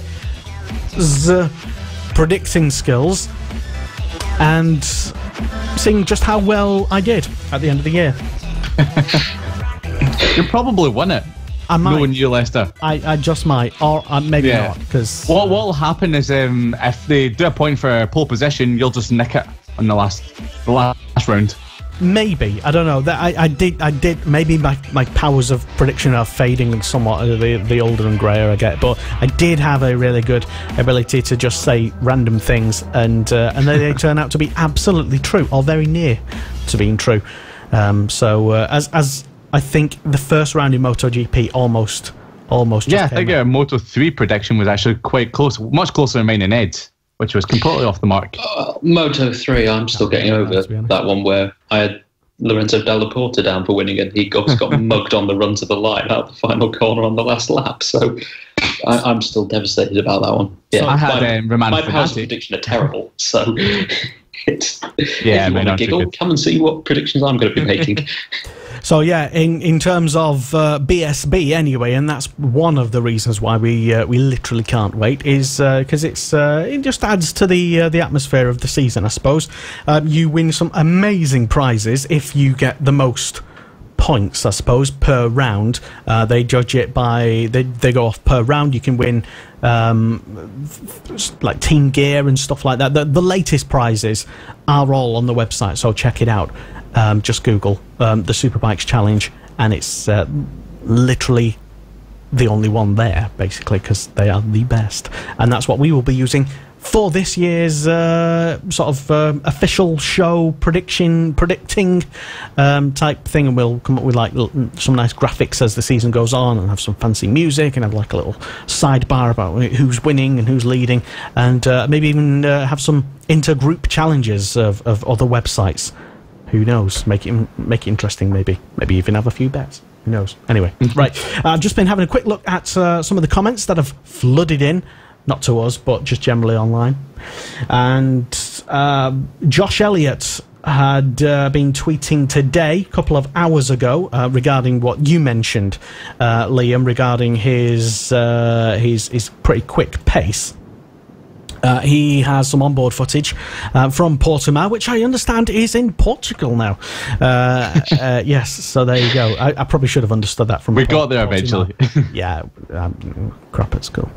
Yeah, so check out Josh Elliott's Twitter feed, which is, I think, check out OMG Racing with his onboard footage as well. Also, Tag Racing have been tweeting as well, and they think that at Sean Winfield looks pretty interesting. The graphics on the little tweet thing that I've got here isn't the best, but anyway, Simon Patterson has been on, the ats don't. But further work. It looks like they've all been injured. They've got like a wee. I know, but the point is, first aid kit next to them. Simon has found out who is going to be at the MotoGP press conference next week, and it will be Dovizioso, Marc Marquez, Cal Crutchlow, Rins, and Rossi, and Petrucci as well. So that's interesting. Make of that what you will. The top 6 from Qatar. Yeah. So it's like the top 6. Rossi. I wonder if Marquez and Rossi are going to be asked questions about last year. Brad Jones also tweeting as well this evening, says, looking forward to watching the MXGP boys at Matterley Basin, going for it on Sunday. Some sort of event happening somewhere. Matterley Basin, that was the name of motocross thing. The British MXGP circuit. Matterley Basin down by Winchester, I believe. Exactly. Is where that's. Yeah, a few people heading over there this weekend. I saw another funny tweet from someone else saying, I won't identify who it was because I forgot. But they were just asking, who's up for going down to this event this weekend? and loads of people just said, no, not me. I just thought it was funny. It was on Instagram. It was one of them sort of slide, like sort of yes or no things. And I said, I was going up for it, but apparently more people were not really not interested. Whatever. 2% yes, 98% no. Probably because they're going to Donington Park to see the first round of the No Limits racing this weekend. That'll be why, you see. Also, David Emmett has been on and talking about the MotoGP Court of Appeal, repeating what we've already said, that they will meet to decide yada yada yada whether the spoiler is legal, and he also has an explanation of the process and very boring legal drive technical stuff. But David explains it very well on his Moto Matters site. So if you're interested in David's explanation, his take on things, check that out. And also a comment from an actual listener. Hello, Dan. Says, hi, Motorsport. Do you ever play music, please? Yes, sometimes, but no, not officially. Does that answer your question? So great explanation, Lester. It is, yes. If anyone asks, no. But otherwise, yes. Yeah. Anyway, just listen to Motorsport Radio during the day. You'll get some music. We've got a 24/7 web stream that you can listen to with your old ears, and that's streaming right now. Yes, it is definitely. I just checked. I thought you paused for effect. Something like that. But yeah, no, 24/7 we do stream live on motorsport.radio and also on various streaming apps as well, but not tuning, because that's not very good. I think we should just say, though, in regards to the question of playing music, we do have funky new jingles on the show for this week. Do we? I didn't notice. Did I hear at one point, girls just want to have fun? Now, I swear I heard that at some point. You might have heard Little Mix earlier. Okay, maybe they've ripped it off or something, but there's something very similar going on at one point. Lester loves his remixes. We don't judge him. There's a couple, but it's the Monday Motorsport one. I must say is brilliant. I'm not saying I save the best for my own show on Mondays live at 8 p.m. on Monday. Anyway. That's the only reason I came on the show, so I could listen to it. I'd be part of the jingle. Anyway, moving on. I feel like I'm missing out.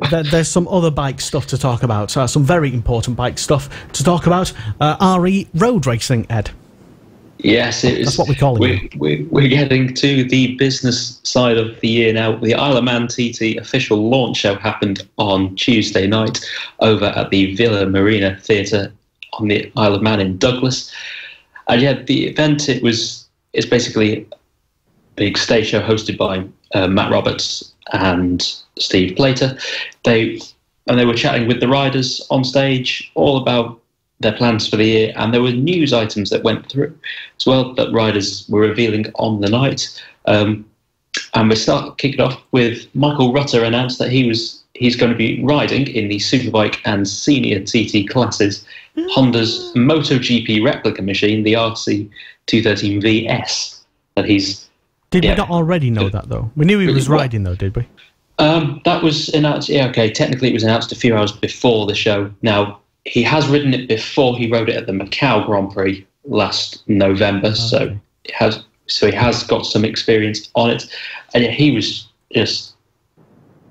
couldn't stop beaming when he was talking about it during the show. He describes the bike. It's the best handling bike he's ever ridden. There's more power than you could ever get out of a standard Honda, the CBR that he's often ridden, or indeed the old BMW that his Batham's team have so traditionally piloted. But yeah, he's now riding Honda's MotoGP replica bike in the Superbike and Senior TT classes.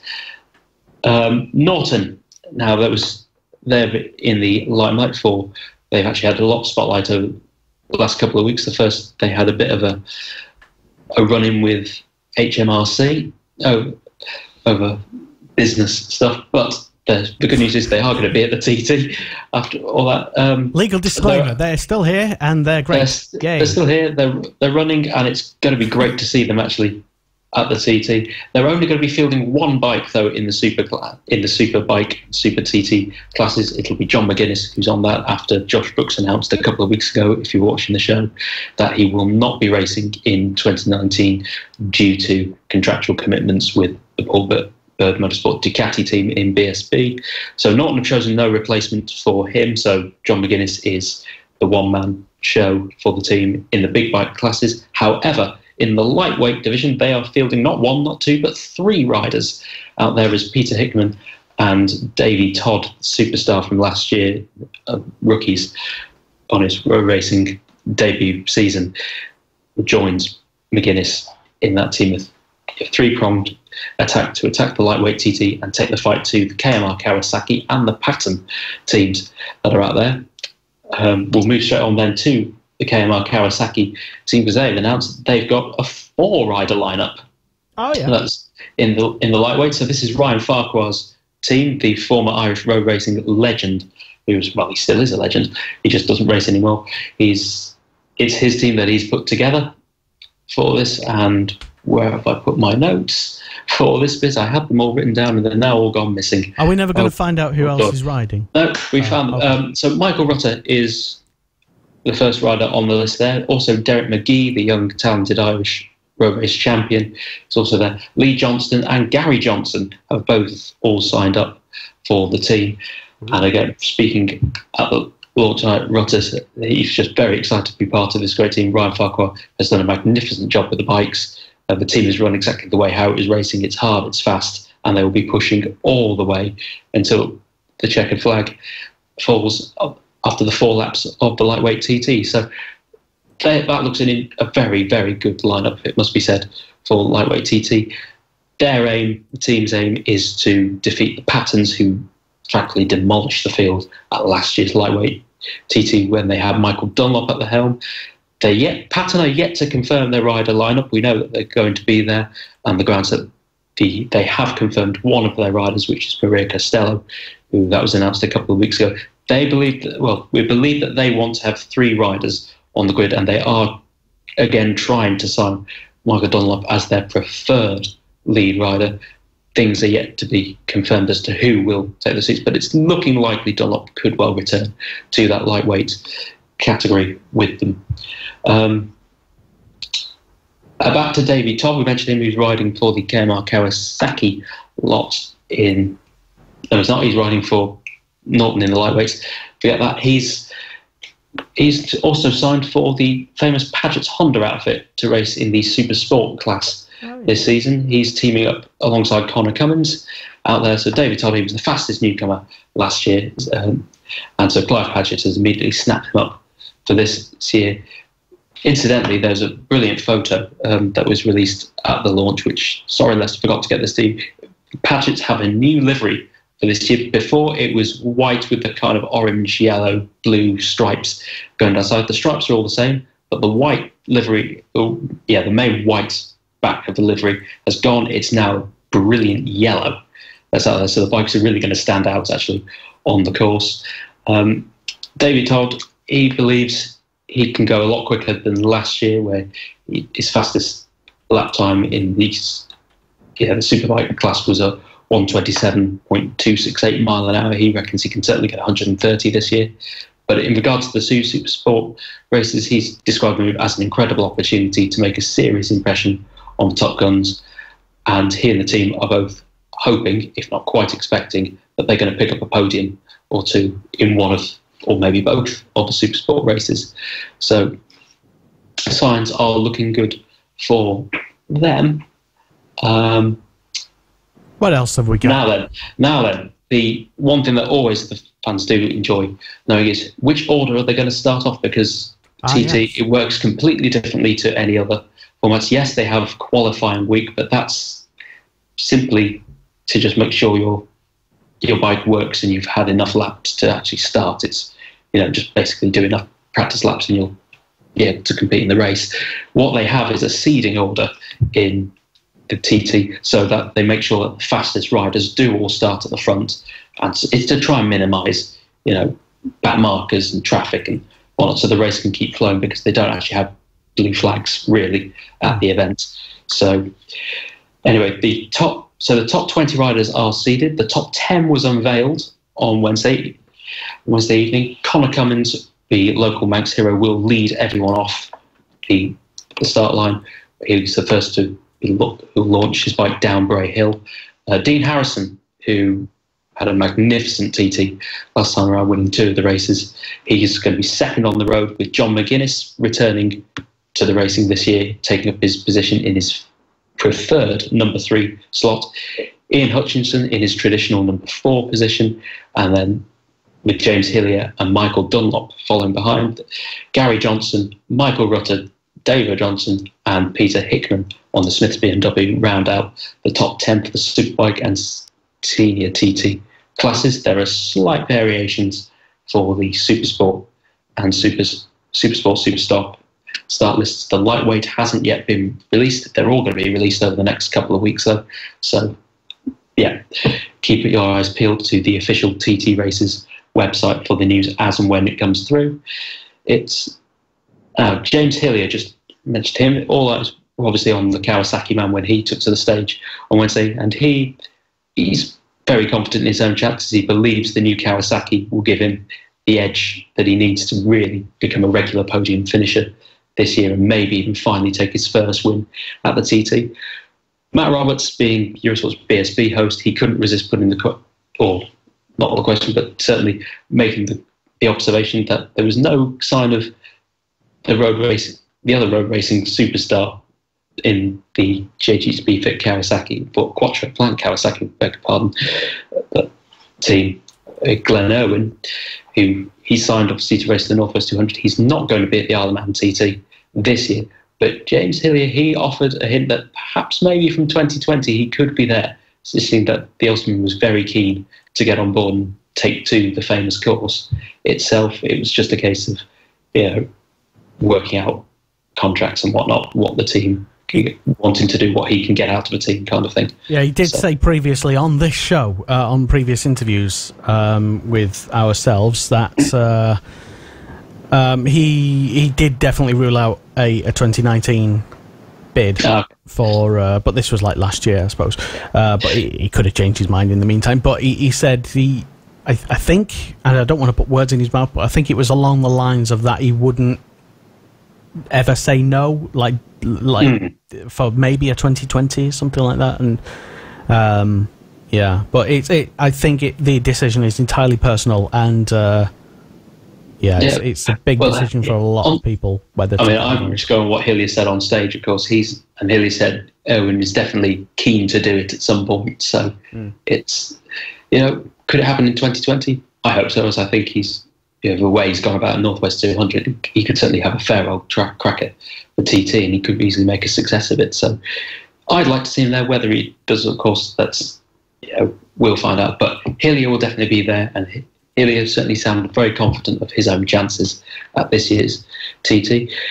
There was a fair bit of fighting talk from a couple of the riders that took to the stage, particularly Dean Harrison and Michael Dunlop. Both of them felt that last year's TT could have gone better for them in different ways. Last year, so they're both out. The underlying quote that they both said was they were out to put the record straight.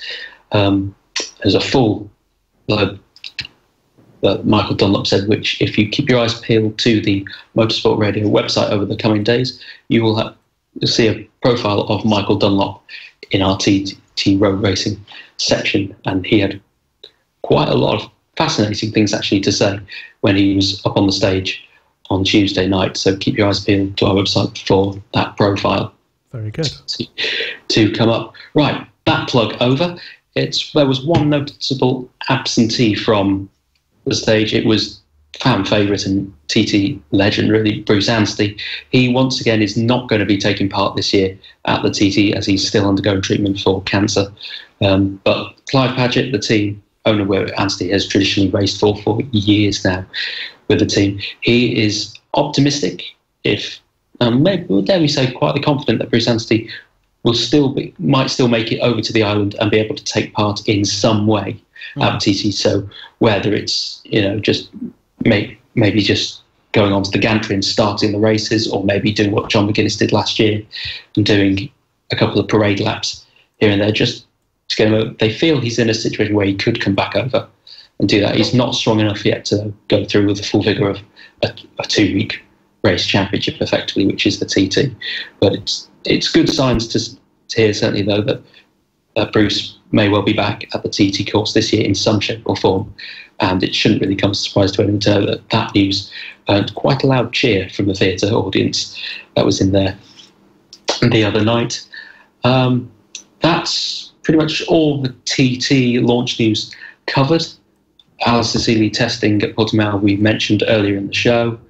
It just leaves me to say Oliver's Mount. Now, a couple of weeks ago, or it might have been last week, we announced that the new race organisers, 243 Road Racing Association, had got permission to start hosting races. They've chosen this year to revive the Barry Sheen Classic at the end of July, and at the end of September, the International Gold Cup is going to be run as well. Well, they've launched their website now for the events, and it's going to be the place to buy the tickets if you're interested in going, and also if you're interested in competing and you have the relevant race licenses to go and compete in that, you'll also be able to lodge your race entries via the website, which is www.243racing.co.uk.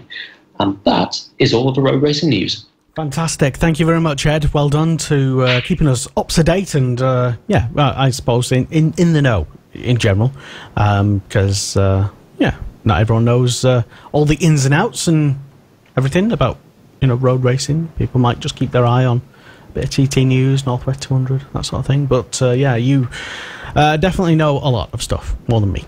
But that's not difficult. But you do, though. You're getting better. Me and Lynn took it upon ourselves to educate you, and you're certainly learning. You'll be able to pass the mid-season exam. Maybe. Yeah. I think you'd get a C+, maybe. I think you'd be all right. So long as you try your best, Lester. That's all we're asking. I am already trying my best. Anyway, this is the Superbike Show. It's Motorsport Radio, and it's way past our bedtime. And let's not go crashing into question time.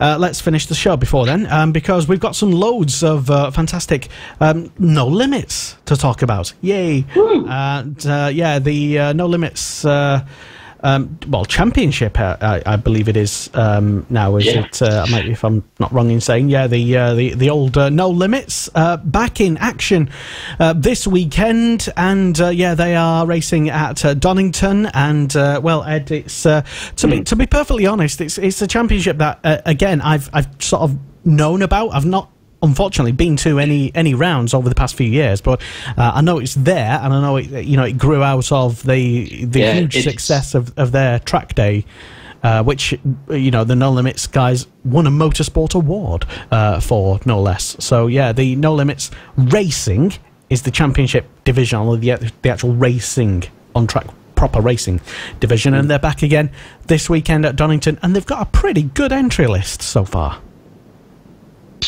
Yes, they do. There's quite a few well-established racers from the pro ranks that are turning up. We have a number of riders that are there. Chrissy Rouse is turning up there. I believe Luke Hedger is also on the provisional entry list. Road racer Gary Johnson is also turning up to that. And actually speaking at the TT launch, but I thought I'd wait till now to bring this in. He actually mentioned No Limits Racing during the launch, because he makes no secret that he loves to take part in the top club racing championships throughout the year. And he said, look, No Limits Racing, it's a tough field. The competition, they don't give an inch on track. And for me, it's invaluable for my road racing preparations. Without it, I'd be absolutely rubbish come TT time. So he gives No Limits Racing 2 thumbs up. As I said, he's there this weekend at the start, Donington Park. This weekend. Now, if you're interested in going racing, they're actually, I believe, they are the cheapest race club to join. It's just cost you £30 for the whole year that you're there, and once you've paid the membership fee, you can lodge your entries into whatever categories you want, provided you obviously have the licenses for and whatnot. It's a 8-round championship if you're interested in doing That's not what bad. you call standard. Yeah, if you call, I mean, each round is made up of 4 races in each, so each class has 4 races. So, what's that, 8 times 4? That's 32. Yeah. 32 races a season. So, you're getting a lot of race experience there, unless you're into your endurance racing, because here's the big thing about No Limits. They are the only race club in the UK which has its own endurance championship. They have 9 rounds this season. The only ones, really? They are the only one, yeah, that has them. It's astonishing, really, because endurance racing is fabulous. Yeah. But we go, so at 8 of the 8, yeah, so the endurance championship, sorry, let me get my teeth in. The endurance championship is actually 9 rounds as opposed to 8, because they go to Anglesey at the end of July, where all the sprint, we'll call them sprint races, they don't go to it. So it is a bit kind of like when World Superbikes and MotoGP went to Laguna Seca in the days. They were the only class that would go there. But yeah, how it works is this final race on a Saturday of each of the rounds is a 3-hour endurance race, apart from Anglesey, which, get this, 10 hours. The 10 hours of Anglesey. 10 hours? Put that in your pipe, Suzuka 8 hours and smoke it. You've got nothing on Anglesey, that's for sure. Right. But yeah, it's so that. Well, I'm going to be going to a handful of rounds as well. I'm going to be the calendar, which is up on their website. They're at Donington Park this week at the national circuit. They go to the Grand Prix track at the end of August, start of September. So this weekend they're at Donington. Yeah. Then the weekend, 13th, 14th of April is round 2, and they're at Cadwell Park. And then all the sprint classes, actually, they do head to the Anglesey Coastal Circuit, so different layout to the international one, are there for round 3 at the 11th to the 12th of May. And I believe for Cadwell Park and Anglesey, all the entries are open for those. Now, if you'd like, and the website, which we should probably mention which website they're at, it is quite simple to remember, www.nolimitsracing.co.uk. Fantastic. Yeah, as I say, I don't have any sort of shame in admitting the fact that I've not yet been to a No Limits race event, but that's only because I know I will go to one at some point, because it is it's not even a hidden gem. It's right up there with being one of with one of the big championships now, isn't it? It's and they regularly do have a lot of TT riders who don't race in, say, the BSB Championship, but they will often go particularly to the Cadwell Park round coming up next month as their big test weekend, if you like, but also testing racing conditions to get themselves ready for that. So it's a very quality field that No Limits Racing regularly has out there, and the amateurs are more than capable of holding candles to the pro racers that turn up as well. It's fierce out there, but it's all spawned from their incredibly popular track days, because No Limits, I believe, they are people that also they run these track days with the pros teaching them. So quite often, I think Chris Walker often is up there at various circuits throughout the year. Occasionally, they've worked, I think, in conjunction with Ron and Leon Haslam as well. So there's a and then you can go racing them at the weekend. Absolutely, the whole ethos is that they get these top riders or top former riders to bring the amateurs on the track days, and then they go racing, and it goes beyond kind of what you'd expect grassroots to be. It really does help bridge the gap between pro elite level racing and the amateur ranks. So yeah, it's a fabulous series, I think. So well worth going to visit. Yeah, there's certainly the one of the things that caught my attention was that entry list, which I know you've already touched on so far as well. But yeah, the first round entry list, to have people like Joe Collier, Luke Hedger, just to name a few, Luke Hopkins as well, and I think I saw someone else further down on. I'm trying to read tweets that aren't very accessible, but did I see Chrissy Rouse was on the entry list? Yeah, Chrissy Rouse is there. Yeah, that's definitely a big name to have. Yeah, definitely. So yeah, if you're in the area this weekend, check it out, because let's face it, there's nothing else going on. Literally, No Limits is the only the only thing in town worth watching, I suppose. Check it out. It's and what did you say? Did you say there was the prices to? Do we have like entry prices? Yeah, and I'll just give me 1 second to get them out. Advanced ticket prices at Donington Park, if you're thinking of booking online, they've all gone off sale. But I can tell you in just about 2 seconds when the page loads what they are. So it's now on the gates. Here we go. Ticket prices. If you're going Saturday or Sunday, it'll cost you, if you're an adult, so if you're 16 years plus, it'll cost you 16 quid. Teenagers aged 13 to 15, 10 quid. And if you're over 65, it's 12 quid. So it's fairly reasonable, I think. Fairly reasonable? I've said very reasonable. Yeah, well, yeah, I mean, compared to car club events, where, yeah, let's just say it's very reasonable. Yeah, I meant very, not fairly. Yeah, so yeah, it's proper bang for your buck. Exactly, and why not? And I hear it's going to be actually good weather this weekend. No idea on the temps. Oh, now you've said that. But, what does good weather look like? I can't remember. I'll teach you all about it one day. Liam's currently in Scotland, and we're lucky to have him, considering that his internet could drop out at any moment, thanks to Storm Scotland or whatever it's called.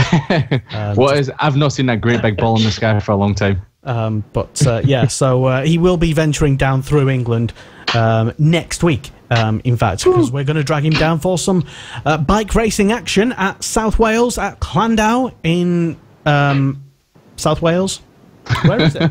I forget. Isn't that usually your job to know, Lester, and me to just sort of Cool Fab Racing, first round of the Cool Fab Racing British Mini Bikes Championship is on next weekend, and it will be exclusively live on Motorsport Radio. We will have live visual radio streams of it. And, Liam Hodgins and Chris McCarthy will be on site, and, as well, Blake Ansell, as well. We'll be dragging him in. He will be riding at some point as well, but we will be dragging him in to co-commentate at some point. So, yeah, why not? Check it out. It is on the road to MotoGP. It is the official partner series to BSB. It is Cool Fab Racing, and it is on next week. First round at Llandau in South Wales. I hope I pronounced that better. I'll figure out how to pronounce it properly next week. Llandau. There we go. Anyway. But yeah, that'll be on next week. Good gracious, is that time. I think everybody's pretty much tuned out already. We've been yapping on for almost 2.5 hours, kids. But it is time to end, unfortunately. Yes, it is. The night of Talking Bikes is over. Thank you very much for tuning in, if you have done. If you stayed with us or not, who cares? But we will be back at some point soon. We don't know if it'll be next week, because Liam's coming from Scotland, and it takes like 10 days for him, plus like a load of huskies, and it's just like snow patrols for him. So these things do take time generally. Yeah, you need to send them up first of all, so I can get down there. So exactly. If you could do that, that'd be nice. So yeah, question mark over next week's show, but we will say definitely week after, we think, unless one of us tried out a mini bike and lobbed over the fence. Cropper. Yeah, but I understand Liam was half bragging that he actually raced mini bikes. We will put that theory to the test at some point in the season, and finding out whether he was lying or not. I think it'll become quickly apparent whether or not that might have been the case. Anyway, thank you very much for tuning in, and that is the end of tonight's marathon show. Well, it's not really, because we started a bit late, but anyway, thank you for tuning in. My name is Lester. Thank you very much, Ed and Liam, for coming on tonight's show, and we'll do it all again sometime soon. Thank you. Absolutely. Good night.